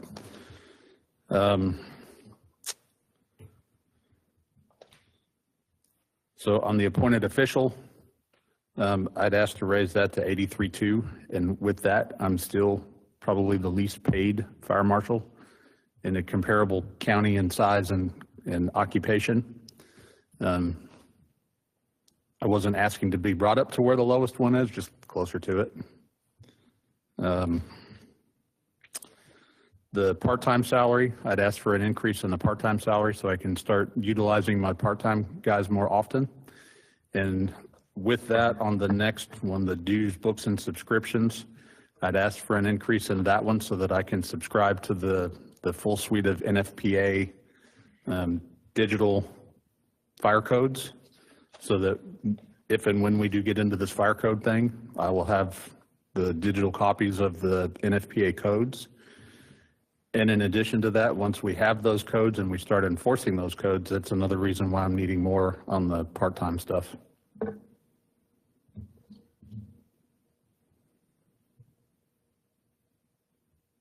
think that's all I had. You'll get those budgets for each of those fire departments. I was actually working on that when Alicia called and said she was ready for me to come up. I still got to hear from two more departments on counts, but yes, I have a spreadsheet working on all of that. That's going to be a hard pill to swallow. Say again what you mentioned about Granbury's work comp insurance. So currently the company that covers their work comp insurance, they are no longer doing work comp insurance for volunteer fire departments. Granbury, okay. Correct. So how was that being paid before? We were just paying a different company? No, we weren't covering Granbury's work compensation. The city was doing that. So, and it was under whatever the city's group insurance policy is. Well, they are carving out volunteer fire departments from all of their coverage. They're not going to cover any volunteer fire departments anymore. why wouldn't the city just find a different insurance company instead of the county finding That sounds like a good question for the city, but I was asked if we could lump them in with our work comp insurance that we cover the other 7 departments with. The other department we don't cover work comp for, I think, is Pecan. And that's solely because they have a paid full-time service. And if we cover the work comp in Pecan, our insurance would essentially double. Yeah, okay, I was just wanted to make sure I understood why it was, if that's what you were saying, is that the cost is shifting from the city budget to the county budget is what you're proposing. Correct. And it's $45,000? No, I'm sorry. 75,000. Well, so the 75,000 isn't just for their work comp. I mean, that's, we have 3 separate policies. Okay. We have the vehicle. So do you know what the specific amount would be to pick up the? I don't. I made an estimate based on what the other departments, what we're paying for them.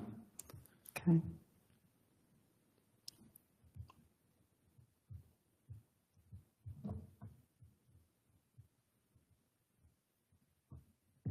Good. Doing a good job. Thanks, sir. I'm trying.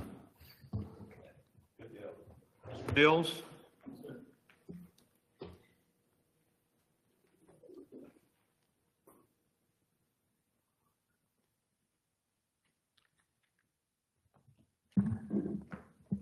All right, thank you, Judge and Commissioners. We didn't do too many substantial changes in here. I'll remind you that we had the Senate bill money, which is what allowed us to add the 2 investigators. And so they're officing in my office, and that's really to benefit the sheriff's office so they could replace those two positions and add to what they're doing. But with that, there's now a vehicle maintenance line that I hope I don't use the $7,500 there. That's at the bottom of your spreadsheet. And then we need a little bit more for travel and education just to handle what they need to go to. So we asked for $2,000 there. The other thing that was a raise was the supplies are up a little bit. And the reason is CGIS. So CGIS is saying that we're supposed to have a cross shredder for our things that need to be shredded instead of a traditional straight line shredder, which is what we have. So that's just chalk that up to CGIS, I guess. As far as the clerical raises and stuff, I didn't put those in there. Obviously, I think the people who are doing the clerical job in my office are awesome, and I'd love to give them a lot of money, but I know y'all are going to do it kind of uniform like you always do. So, you know, don't leave them behind, obviously, but if I ask for, 10% for them, and you're not going to give them 10% and everybody else something less, right?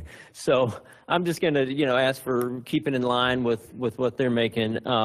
We have 2 part-time clerks. One of them's paid with Senate bill money. I'd like to pay them $1 more per hour. They're still lower than everybody else per hour, but I'm not asking for more for the total because we can keep their hours low enough where the total doesn't change. So I'd also remind you that when I took office, I inherited 6.5 clerks. We reduced that down to 3.5 clerks over the years, and then recently added 1 part-time clerk with Senate bill money. So we're at 3 full-time and 2 part-time, and it was 6.5 9 years ago. The other thing that I want to raise that is not in that spreadsheet, because this is a bit of a moving target, is Senate Bill 293, okay? And that raises judicial benchmark salaries. It is on the governor's desk. There's 6 more days for that to potentially be signed or vetoed, or if it's not signed, it goes into law in 6 days. It's a 25% raise to the judicial benchmark salary. And so that's going to affect the district attorney who's tied to it, and of course the district judge, and then the court at law judge, and it takes effect September 1st. I had always thought that mine was connected to the same. It's a little convoluted in the government code, chapter 46. And I thought, okay, y'all are going to be grilling me about this because it is a large amount of money. I went back and started researching again, and it's actually not mandatory, but it's traditionally always been tied to the judicial benchmark salary. The county attorney has always been tied to the district attorney, district judge, court at law judge, except for the stipend or the extra of now $18,000 that the judges are getting. I can go into a lot more detail if you want it. I've drafted some documents if you want them that goes into much more detail on that if you have any questions. I think you should get it. It's always been tied to the district judge, the county Right. judge, DA. It should be with you. Okay. You've got something that supports that. I mean, Well, it's just some arguments. It's just, and if you want, I can go ahead and approach and distribute that. I'd like to see it. Because I know there's probably some sticker shock with what they've done, because it was a 25% at one time.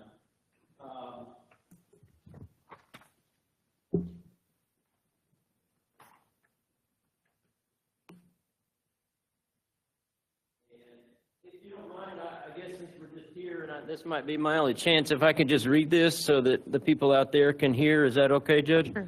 Okay, it's not too long.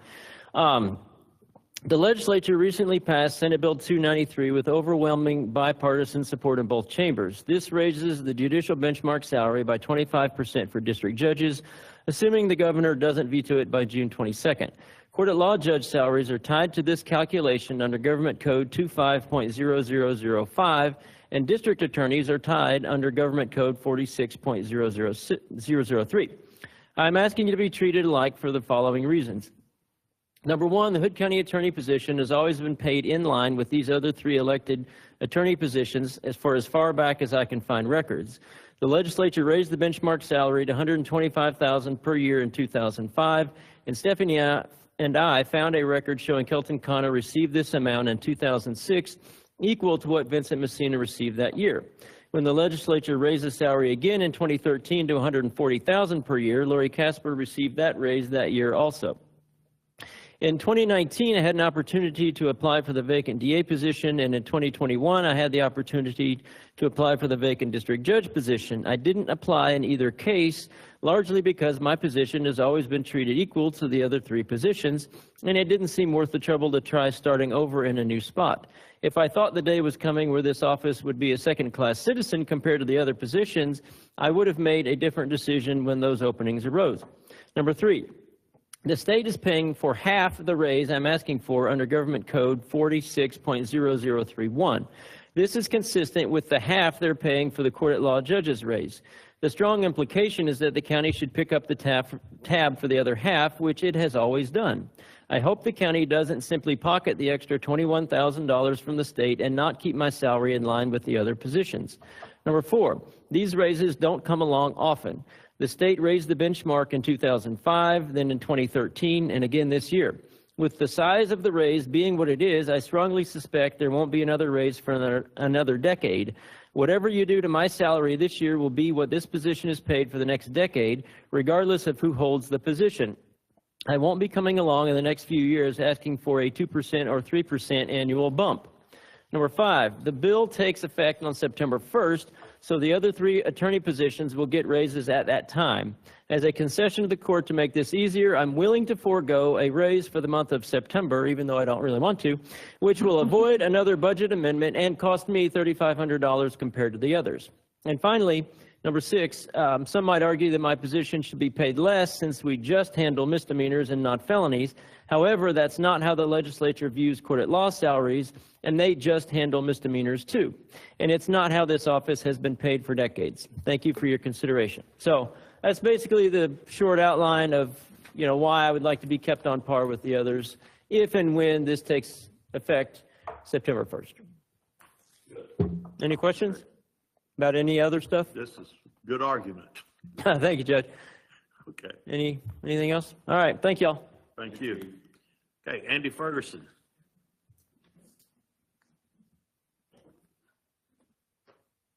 Sorry, I was on the phone with the state pump controller the whole entire time for an hour and 45 minutes. No, and we're early, so no, that's no problem. I Okay, understand. so ours is pretty simple. We're not asking to change a whole lot in our budget at all. Education stay the same, supplies, that's not anything big that we want to change. The only thing is that we would like to have all of my department that could come get raised up to an equal amount that is seeming pretty good for everybody else. Just raise our pay up for them and that'd be fine. I'd be willing to forego any raise for me if you can give it to them. Good. So. Well, y'all do a good job and y'all awful busy. I've seen it where y'all stacked against each other coming in there. So. And now that all the dealers are going to web dealer, that's going to be a lot because we get about 200 a day of titles that need to be checked on the web dealer now. And that starts in, actually now, and then it goes into July, all dealers will have to go. So in between web dealer and customers in front, we're going to be busy. And if we could get 4 more people, that'd be great.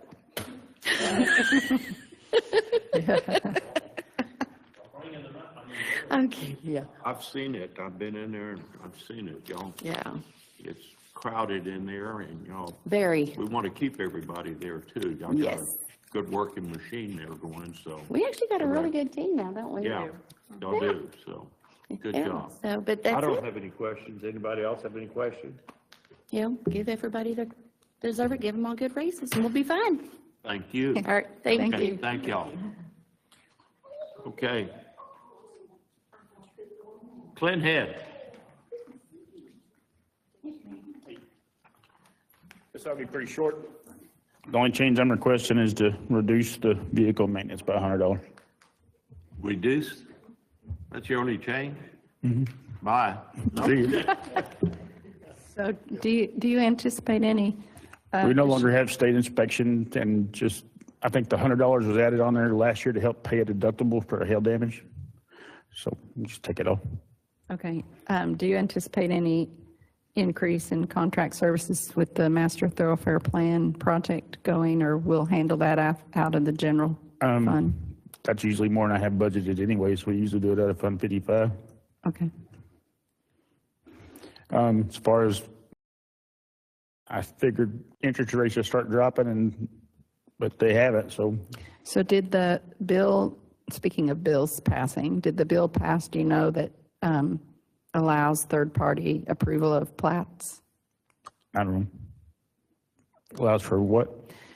There was a bill that would allow for municipalities and counties to allow third-party engineers to approve plats and wouldn't even go through your office. It would just come straight to court and Right. same process we would. Do you know about that bill? I think I've heard mention of it. We got a lot of info on it on our, when TAC sends out, here's the bills to follow, that was one that they were saying, this is, so probably need to check on that because that would impact your office a great deal. I've seen the bill. I mean, it's going to end up getting the county kicked out of the NFIP if it does pass, but. Yeah. What did you say? It's supposed to do it for floodplain too. It'll get the county kicked out of the NFIP and all mortgages will get called due if it does pass. Well, yeah, we need to look it up because it was one to watch because it wouldn't even have to go through your office. It would just require a third-party engineer to approve the plat. And yeah, we'll see how it goes. Yeah. That's it. Ms. Campbell.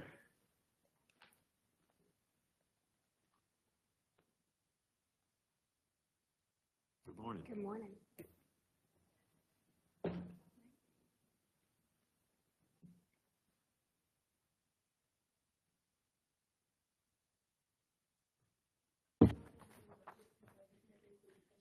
Okay.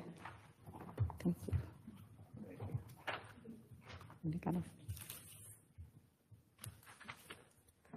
It looks kind of like a lot. The first 2 pages is just the main budget. There's not many changes to it. The big things that you'll see, a 3% increase in salary. Vehicle maintenance, we have not in the past accounted for mobile command when it comes to vehicle maintenance. And so I added $2,000 to the vehicle maintenance line to account for mobile command expenses. And then the biggest chunk is going to be your radio maintenance and your contract services. I believe it's page 3 and page 4 of y'all's packet that I just gave you is a detailed breakdown of what is included in the radio maintenance and contract services. The biggest change in the radio maintenance is that the proposed price increase per radio. They're going from $13 per radio, the GRRN, to $23 per radio. And while I don't like it and I don't think it's a great investment for the county, I wanted to go ahead and include it in the budget so that you guys kind of had a big picture of what it would look like if we stayed on track with what we're doing. I'm not sure the $23 is set. It might be higher than that. I'm afraid that it is. That's the number I had, so I included it. That way you kind of had the best information. The other thing is, and it's actually, we'll talk about it tomorrow, but the volunteer fire departments are asking for additional radios, and then dispatch needs 2 additional consoles. And I added that into a capital project because those are expensive, but it's going to be included in your monthly fee. If the VFDs want 135 radios, then we're paying the monthly fee times 135, which is about $37,500 in total for the year. Additional, yes. That'll put us at over, well, there's over 835 radios in the network on the county side. Yeah.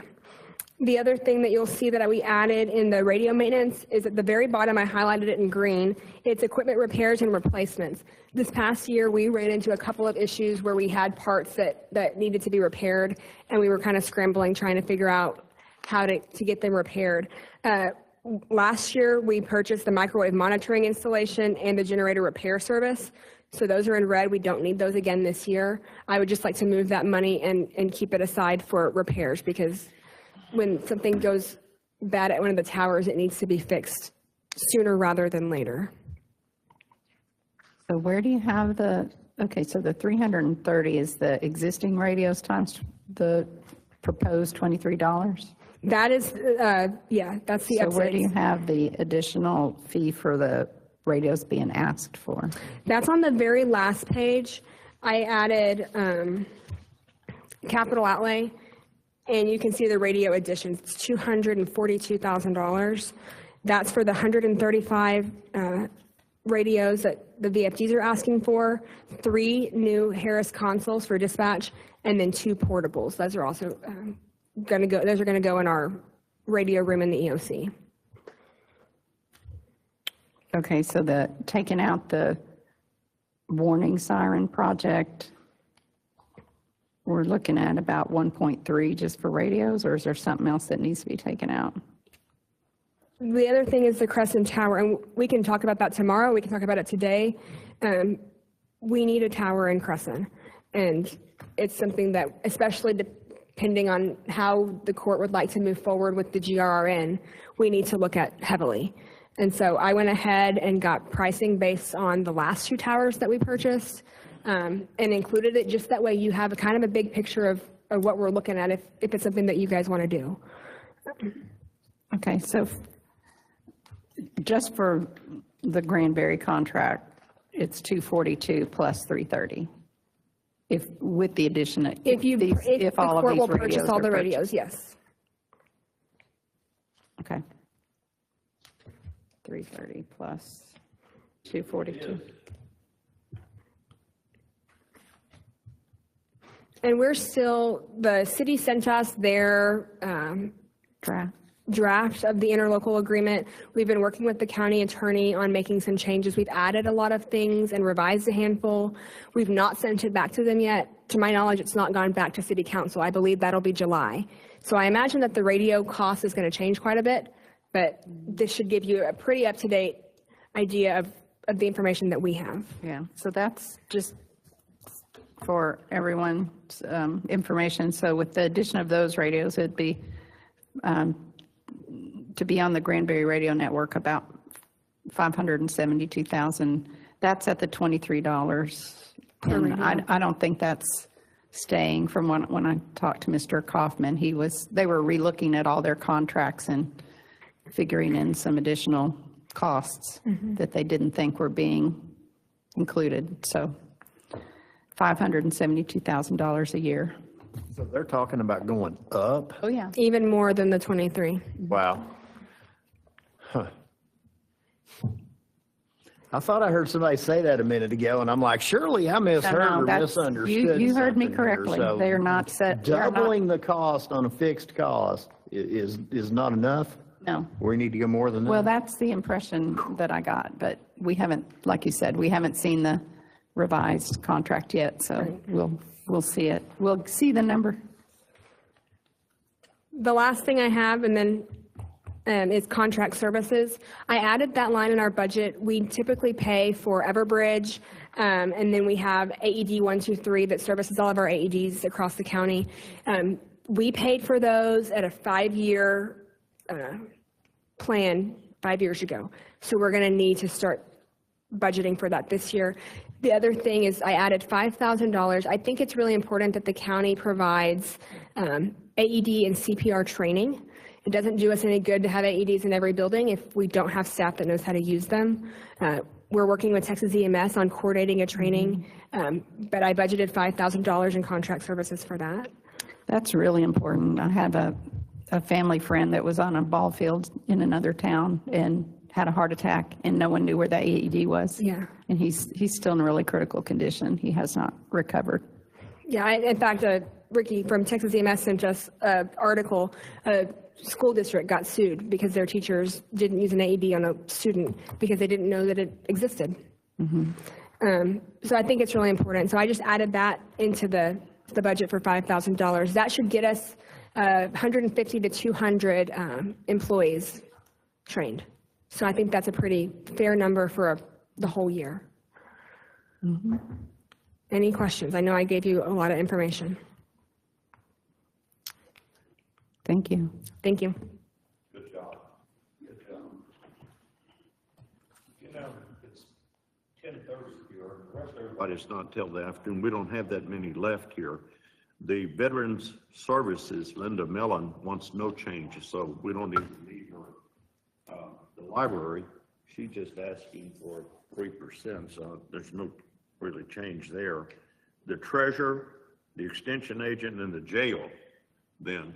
So when we come back at 1 o'clock, Sheriff, you should be up pretty quickly after that to come back. We'll give you a little bit more time than 15 minutes.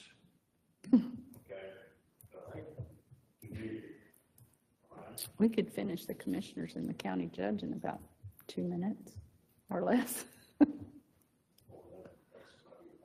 No, it's till tomorrow. Okay.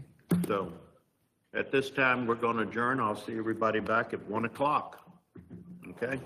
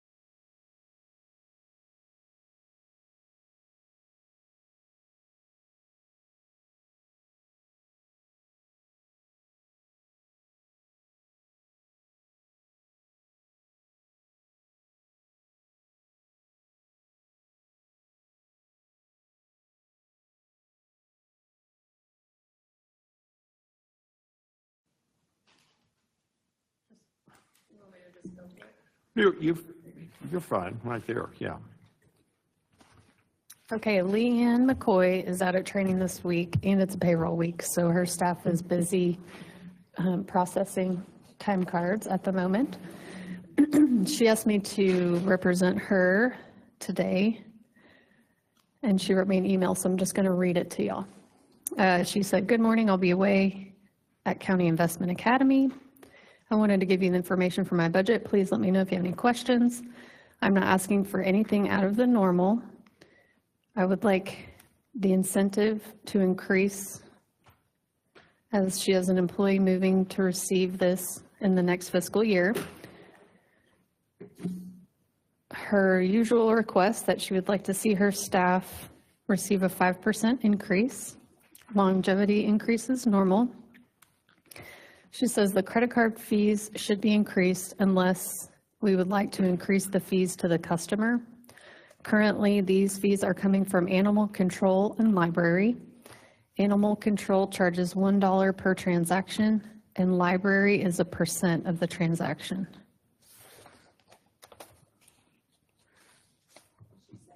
That's not covering the credit card fees? That's what she's saying, yes. She's asking for $100 increase.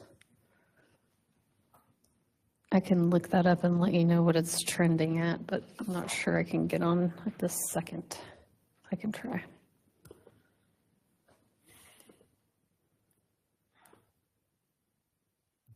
Anybody have any questions?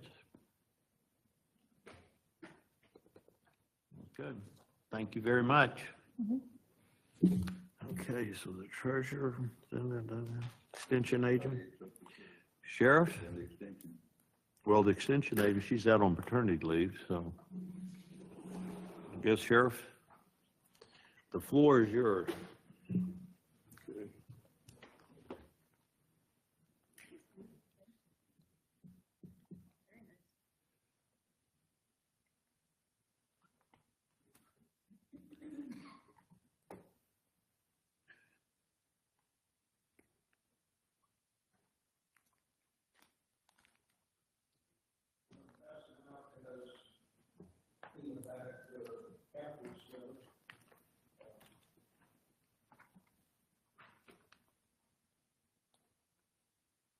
Just going over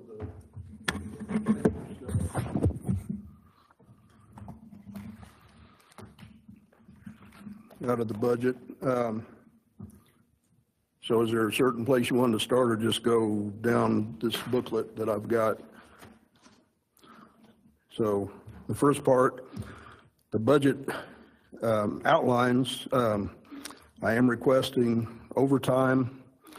You know, I've been the sheriff now for 16 and a half years, tried all kinds of different things, having a swing shift, just modifying everything the best I can to get people in at different times to cover. But then the problem, I guess, is it gets busy 24/7 a lot of times. It does slack off after 2 in the morning or so, and sometimes the mornings are slow. Sometimes the mornings are busy, depending on what kind of craziness is going on out there. So you never know, but we've tried a lot of different things over the years, and I don't think there's anything we can do other than pay overtime, because when we're trying to burn the comp time, I know, but then we have people working, helping other departments or other, patrol shifts out is what I meant to say. And so you're adding to it all the time. It's hard to get any time to take it off. If we can figure in some overtime, that'd be great. Otherwise, if I added like 20 deputies, it'd be 5 on a shift. Then we could definitely work the time to get people off, take time off, take vacations. We're going to down the way to the district courtroom a lot, and that usually ties people up all day long. I know I've been down there myself for, finally get released about 4 in the afternoon. You've been sitting down there all day. Well, I can't say do this on a volunteer basis. They're working when they do that. So there's so many times that they're getting overtime or getting comp time. It's been asked about the dog handlers. They get 14 hours per month, and that's like a state mandate. You can't just, I guess it's like 30 minutes a day or something to train the dog. And those are such a valuable resource with the drug stuff out there. And, they've been talking for years about making marijuana legal. Well, they still haven't done it. So that's one thing that's out there. But all the other drugs that are out there, the dogs are great for finding that. Plus, we got a few of them that are trained as patrol dogs, tracking dogs. So we've used them a lot of times for a lot of different things, and that gets results easier and faster than trying to walk the area yourself. But then we've got drones out there, so I got a couple that specialize in drones, and when we got the dog handlers, SWAT training is 16 hours a month is what we've tried to break it down for them to do. So 90% of the time, or more like 100% of the time, they're doing it on comp time. So, because you can't ever take it off, because just can't find any time, because there's still deputies that do cases and have to show up in court, and just everything the way it figures out. And so I've had people say, well, why do you have the dog handlers? Why do you have the SWAT? I have a dive team too. But you got to serve and protect the people out there, and I've got the deputies more protected now than I ever did in the past, with the helmets and the extra vests for like SWAT, different tools, but it's still, you can't expect those guys when they're running from call to call to just stand out there and hold a perimeter. You need to call in extra help for that. So the SWAT guys can do that, and then, you know, take care of whatever kind of business you have. And they're trained to do that, whereas not all the deputies are trained to do that. But if I'd love to have everybody SWAT trained. I think City of Granbury, that's what they're trying to achieve, is everybody's got SWAT training, but it's not practical for everybody. But I'm just trying to say all the different things that we got going. I just need to add either more people into the mix or overtime. The dispatch has had overtime since way back in the 80s, I guess, and I think that because it boiled down to, I think we only had 2 people on call, not on call, working at that time. Sometimes only 1 at night, and if they had to take off or were tired of working too many days in a row, then they said, you know, I'm not coming in. And so they had to pay them overtime back in those days just to get enough people to do the job. So it's a whole lot different than it was 30 years ago. So it's time we spread that overtime out and about with patrol and even with the jail. What the request was $250,000 and 200 might work. With the jail, they got a unique situation with they come in and they go to jail academy sometime in their first year. They have to have that done, and we're fortunate enough to get them up there at Tarrant County, so it doesn't cost us extra for the training, but it cost us, you know, an hour up, an hour back, and however long they're there, Monday through Friday. And so it ends up building, a person that goes to the jailer school ends up building a bunch of comp time, and then once they're back, we can't really figure out how to get that time burned off again. So it's still there. So either pay off the comp time or add the overtime in there. And the jail might work itself out if we can keep that down, but every time we send people out to schools, somebody to sit on somebody at the hospital, and with the way it works out up here at this hospital, I know they keep saying they're trying to work with us on stuff, but if they don't want to, doctors have even told my nursing staff and me directly that they don't want to work with an inmate, so then we're taking them up to Fort Worth and have to sit on them up there. So an extra hour up, sitting on them, then they come back, so they're adding a couple hours every day if they're going up and back up there. I'm sorry, who's telling you they don't want to work with an inmate? There's doctors that won't. Oh. The last case that we had was a female that I had to PR bond her out, but then they issued a warrant for her anyway, so I'm kind of up in the air on what's going to happen there. But anyway, she had kidney problems and needed a drain tube fixed. But not like Granbury Medical Center? No, they wouldn't touch it.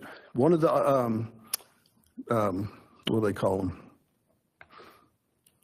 The specialty doctor that said that he could do it, but the hospital isn't set up to do it. The nephrologist, is that what it's called? Yeah, I guess a urologist would be the one. So, and one of them said, no, I ain't gonna work on inmates. And the other one said, yeah, I'd do it, but the hospital isn't set up to do that. And then they're bragging all the time about their cath lab. And they could do stuff with hearts, but they can't do stuff with a drain tube on a kidney. But anyway, that's the way I got part of our agreement. That, and I've talked to the CEO up there a couple of times about it, and he says, well, let me look into it, and I've never heard back. But Yeah, I thought that was part of the agreement, Judge. Of course, it's part of the agreement, but you can't. Well, I mean, if they don't have the, Control the position. no, but if they don't have I'm this, not gonna work on it, it's not gonna work on it. if they don't have the technology to do it, that's one thing. Well, anyway, I didn't mean to get off into that kind of a deep dive conversation with the hospital, but yeah, there's still a lot of problems with all of that. So, you know, that's why the comp time keeps building up when they're sitting on an inmate and watching them. You know, even if they are up here, they're still sitting on them. It's 1-to-1, whereas up in the jail, then we got 48 inmates to one jailer. So just, it all adds up. And just like with the dispatch, which I'll talk about in a little bit, I think there's been 40,000 for the dispatch, and it needs to go up a little bit, like to 50,000, just so we can make it through the year.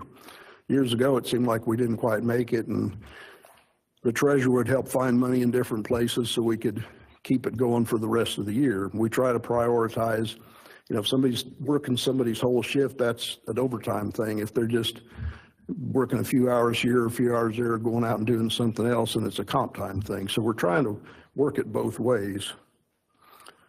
But anyway, so I'd sure like to be able to get overtime or a whole bunch of extra people.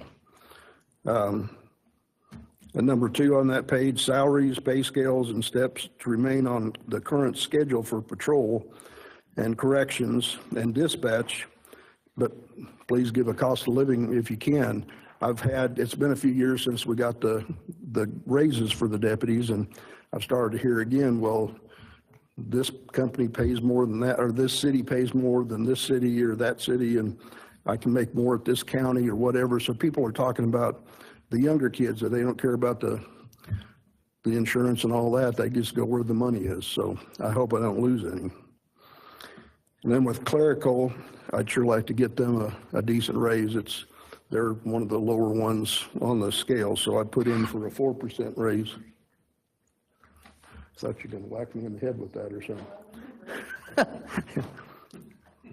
So on that next page, personnel and salaries.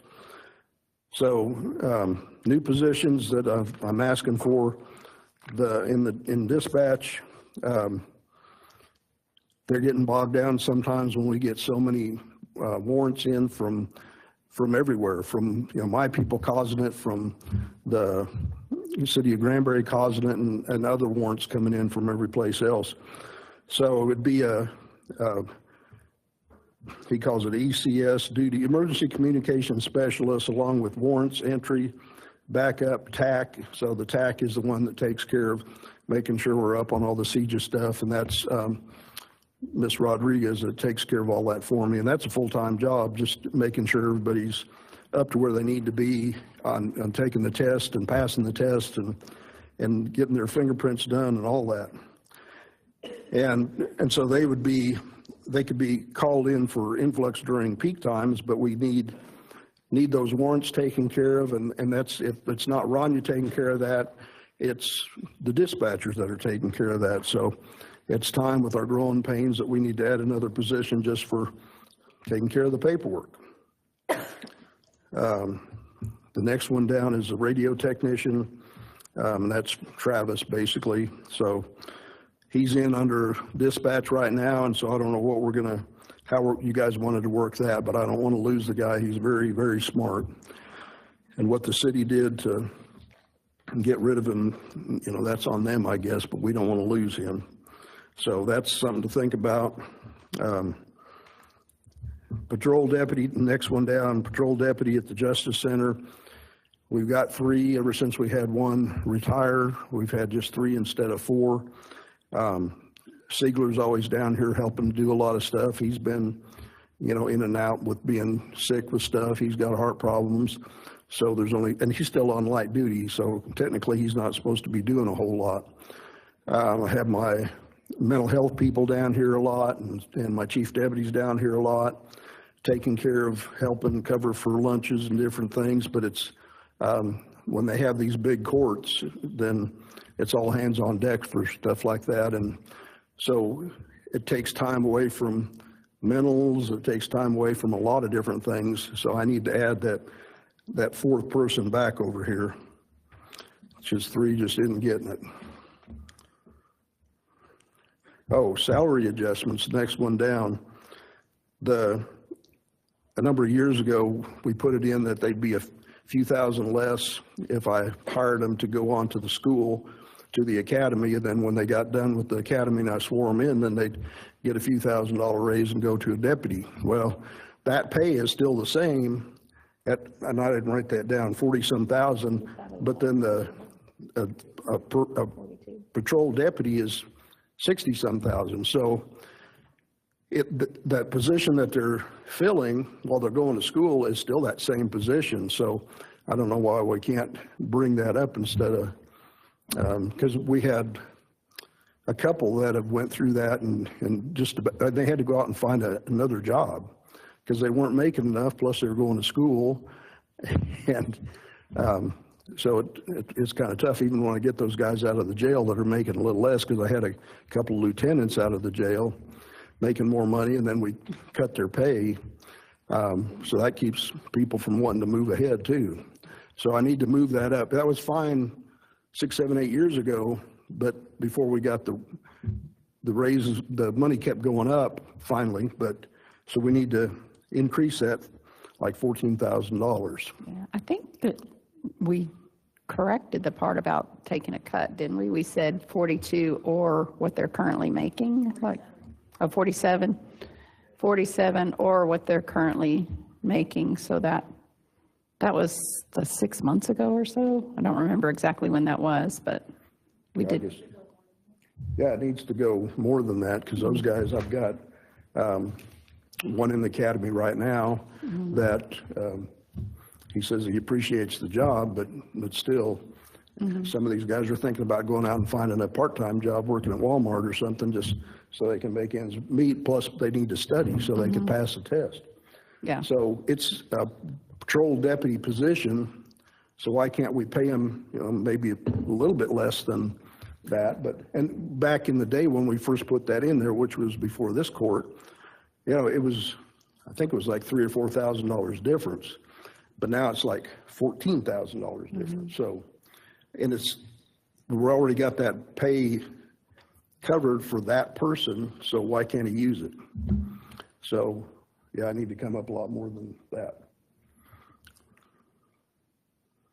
You got a chance of him going, working at some other sheriff's department. Yeah, well, that's true, because we've been told by like 3 or 4 different county attorneys since I've been sheriff that you can't write a deal for them to sign an agreement that I'll give you 2 years or anything like that. They say you can't do that. So, yeah, they could get pissed off at us and get a job working wherever. So anyway, I sure would like to do that, so I don't have to worry about those guys either not passing the class because they're working too hard, well, on a part-time job, or and keeping them for the future. So increase that 14,000. Then the training coordinator, which was Jacob Shelley, we really needed to move him out of the jail last year, but it didn't happen. He was still under the jail. And actually, he's going to school right now, too. He's going to night school. So, we need to put him under the patrol as Deputy Step 1. But he's going to school and be graduating soon with that. So will he still stay the training coordinator after he graduates? Yeah. Okay. We're putting him through a FTO program, but yeah, while he's going to school now, he's still taking care of all the training stuff, putting on classes. And he's come in at 8 o'clock in the morning to, as an instructor for a lot of different classes. But I think he's got to be up there in Weatherford at like 4:30 or something like that for his night class. But he's not changing jobs after he finishes deputy school? No, he's agreed that he's going to stay the training coordinator, but we want him to know what he's doing as far as patrol. Okay. I want anybody that's a deputy be trained at that same level with knowing how everything works with the patrol guys. So we'll put him through the same FTO program that we put any of them through.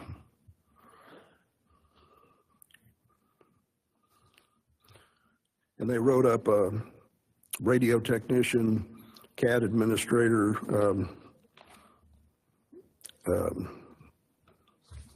can't think what you call it, the duties and responsibilities. I've had a request also, move it on in here, the certificate pay, the records administration certificate, and this is all under Spillman, but I've got guys that we just sent to the Spillman School to become the SAAs, and in jail they've got the Records administration certification on the jail side and jail administrator certification. I don't know why I can't say those words today. Spillman application administrator certification, the SAA. That's the guys that really control who does what in Spillman, so we don't have very many of those. Government archive record certification. And so, you know, these clerks want to learn more, but they need to get paid a little more too. So request, and it says on there the different for records administrator certification, $1,200 a year. Jail administrator certification, $1,200 there. $1,560 for SAA. That's the one that they can control a lot of things in Spillman, who does what and how they do it. And the government archive records and certification, $2,400. So we've talked about this for a while and request that you look into doing that. And so we've got like Mike, my IT guy, then he's an SAA. Lisa back in the jails, RAC, JAC after that conference. Rania, she's had all that. Alyssa, and then Jody is the one that's going to go for that government archive record certification, or maybe she's already done that, I guess. And she is very, very smart. So I respectfully wish that we could get that took care of. Who said, did you say, who was the records administrator? The first one, was that Lisa or Rania? Yeah, Lisa and Rania and Alicia. Alicia's on the patrol side. She puts together the reports and she sends out the daily reports, the daily paperwork for everybody that wants it. And then the government archive record certification is Jody.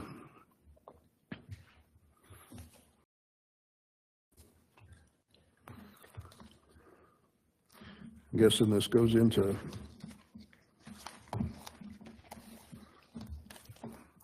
the different things that I asked for in like animal control. Everything looks good in there, but I'd sure like to get them raises. So if I could get like 3%, 4%, I guess that's for you guys to figure out how you're going to do that. Otherwise, everything looks good in there. The jail, you know, I've been supplementing their income with that state money, $4,000 a year. But I'd sure like to get that up a little bit higher because we've almost got full staff, almost, but it's been a struggle to get close there. So if we could get them like a 3 or 4% raise, 4% is what I have down, that would make probably get us over the top where we'd get to be full staffed and be able to keep the ones we have. Next line, I did put in that overtime like I said I was going to do, to start getting overtime to get that comp time gone away with and start working off overtime. I raised the jailer's pay. It says deputies there, but just because of trying to get their pay up to a minimum of $50,000 a year. And right now that's 48, I believe, 48 something.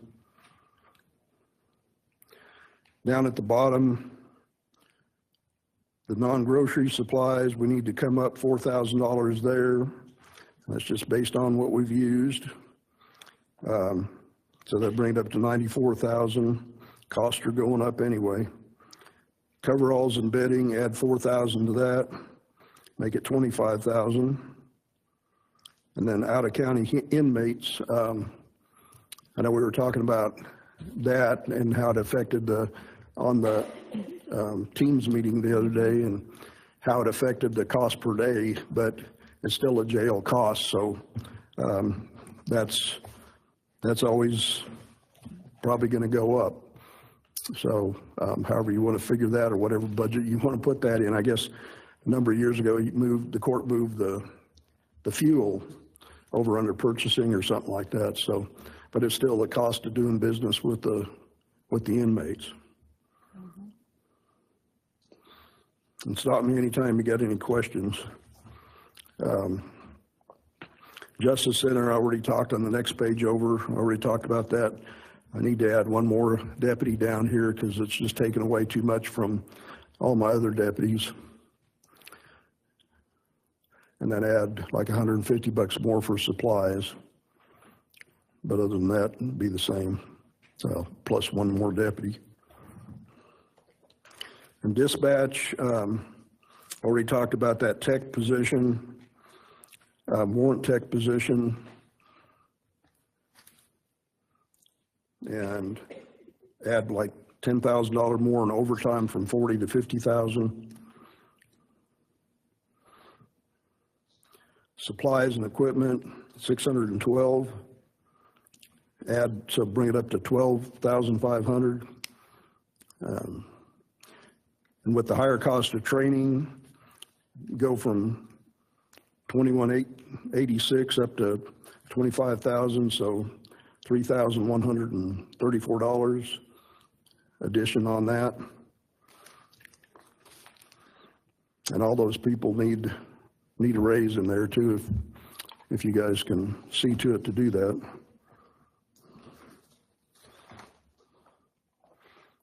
The transport's on the back of that page. Transport's the only budget in the whole county that makes money. Because as we have the absconders take off and leave the county and they're caught someplace in the state or out of state, then the bondsman has to pay for bringing them back, the plane bills or the gas bills and the time. And so that's the only one that starts growing throughout the course of the year. So that one doesn't have to be changed. I think the back half of this is just the capital outlay stuff, so I'll talk about that tomorrow, I guess.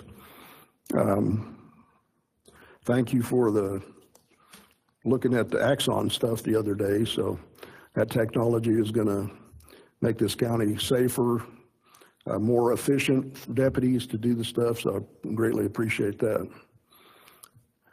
Is there anything else about my administrative side? Well, I was going to ask about that on the efficiency and the overtime when you were talking about that earlier, and then thinking about all the efficiencies, especially on reports, because those can be kind of auto-generated with AI. Do you think that's going to have any impact on the overtime, since the reports will be much easier to do? Yeah, there's times that they're sitting up there for a couple hours trying to get caught up on reports after shift change, when they should have tried to take more time during the day, but sometimes they couldn't. So at the end of the shift, they're trying to get caught up in all of those. So if it works like it's supposed to, and I guess we haven't got to that point yet, yeah, it'll save manpower. Yeah. And that'll, cut back on time like it is. So. Yeah, it's pretty amazing technology. Yeah, what we learned about it in those different classes, yeah, there's a lot of good stuff coming out, so. Mm-hmm. So we're going to use that to the fullest extent, so. Anybody have any other questions? I mean, the same thing on that overtime. You see the more deputies, we're going to keep having to come back and pay off the comp time. That's what we do all the time, They're never going to be able to burn it off because they don't have enough deputies so they can take off. Yeah, there's just so many different things that add to that. Why there's comp time, and so it's just hard to say. It's hard to work those schedules to try to get them to take time off when they've got to cover for somebody being sick or somebody's in court. It's real hard. It's pretty much impossible. So over the years, we've tried a lot of different things, and it just boils down to they're getting burned out. We need to pay them overtime or have more manpower to cover it. So there's not any other way that I can figure out. And everybody around us, Erath County pays overtime, Somerville County pays overtime, Granbury pays overtime. So there's a lot of stuff that they know they got to pay overtime for, so they're doing it. And mixing comp time and overtime, I guess. I haven't sat down with two sheriffs to really find out exactly how they're working it, but but they pay overtime. And like in Somerville County, they've been having problems with those street racers on Saturdays and Fridays when they come in. And this month, over the weekend, they had another one of those and they didn't kill anybody. But the last 2 months previous to that, they had a death both days they did it, where people come out there with their phones and take pictures and get hit by the car. And so they've had all their shift, everybody working on any shift getting called in. So they can, and the troopers were gone this weekend up to Dallas for the most part, and Fort Worth too for the rallies that they had, so they couldn't depend on them. I had sent people to help with the Erath County deal, just because Stephenville's down to like 15 people in their department, and so they asked for more, and they called out, wanted to have the SWAT team on standby. So I said, well, we'll send those guys out there, and then I think they were going to have them go down to Somerville after that, but then they didn't, because that turned out to be a calmer event than they had in the past. But you got to plan for the worst and hope for the best. So. What do you know what the other counties do? Say they budget a X amount for overtime, and then that gets used up in the first 6 months, then what do they do? I'm not exactly sure. I need to talk to them more about it. It seems like, now we're getting pretty deep into this year's budget, but they still have the money, so I don't know if they're putting so much a month into it or a bigger pot of money. I'm not sure. Mm. And I've tried to talk to Granbury about it and never really got any answers about it. Mm. It just seems like it would be really hard to predict what it's going to be. Yeah, you don't know what's going to happen during the year, other than we're probably going to get busier as time goes on, and the county grows, the city grows, and I know the city is the city's problem, but the city's in the county, so there's a lot of things that I've got to do to protect those citizens, because they're in the county too. So they should maybe not reduce the comp time that's already there, but once that technology gets there and they're able to not spend hours and hours on their reports, hopefully that will help. Oh, that'll help.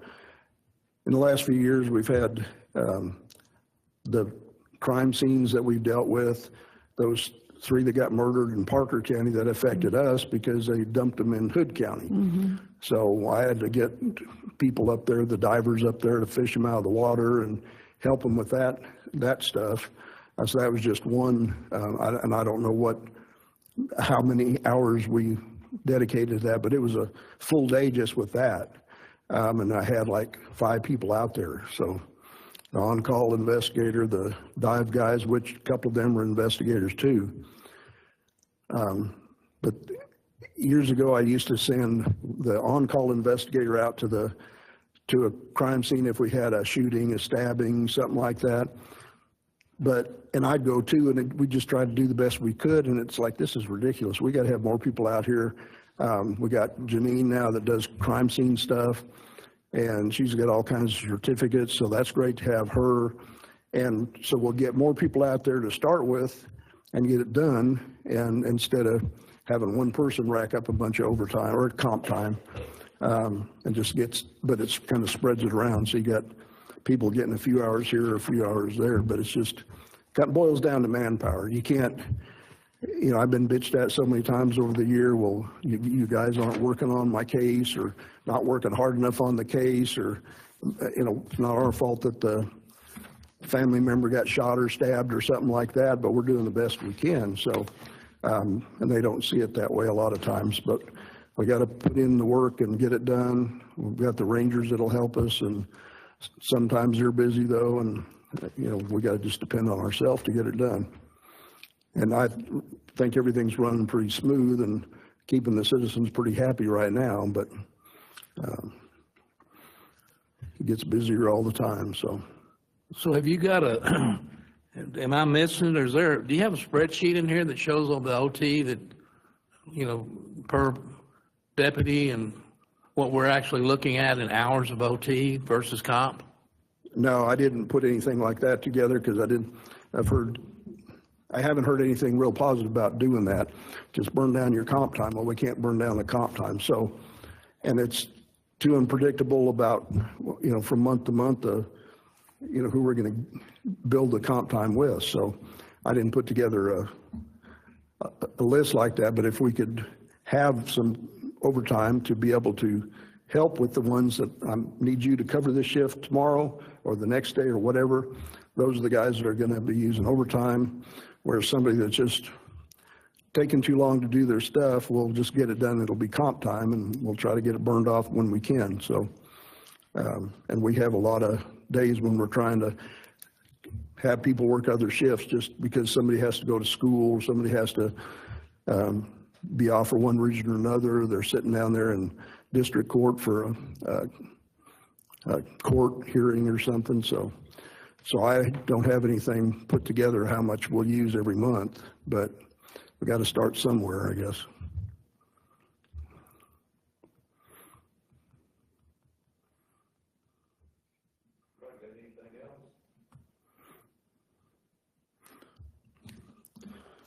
Nope. Thanks for listening. Appreciate it. For your service. Why are you back? Well, one, I thought I left my coffee cup on the table. Well, that's important, You don't have it. I'm sure the coffee in that cup's cold by now. The other thing is that I've got the wish list put together. Do you want to chew on it tonight and look at it? Yeah. Yeah. Might be a little more palatable if you had a chance to look at it before you tell me I'm.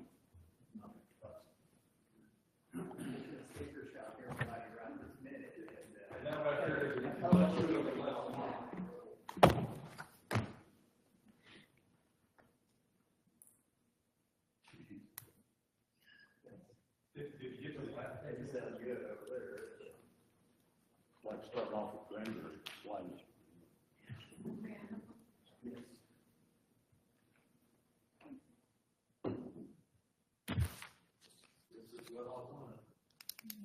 Kinda.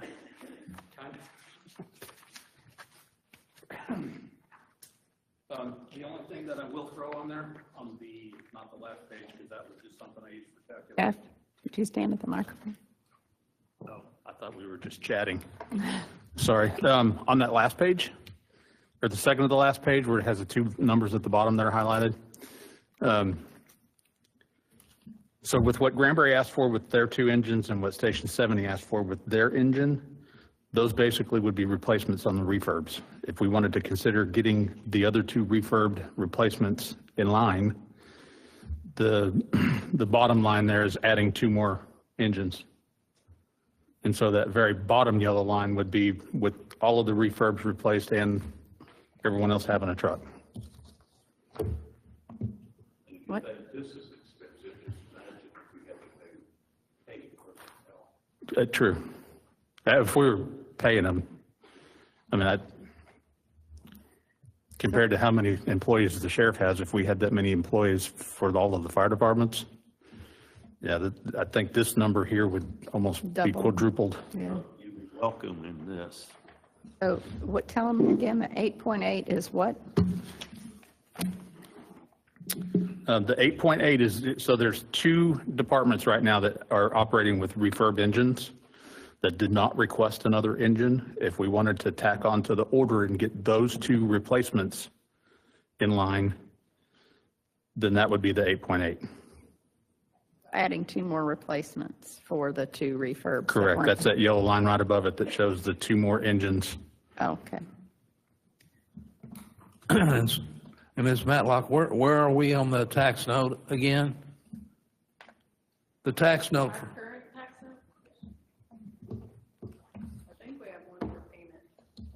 That's what I thought I remembered, but I wanted to That's what I thought I hear it remembered too. again.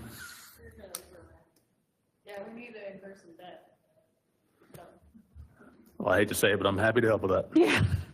Well, we have roads and jail to do also. Correct. Well, heck, if we can pay off a $7 million tax lien in what, 9 months? 2 years. Has it been 2 years? Mm-hmm. It was end of 23. Oh, imagine what we could do in 6 years.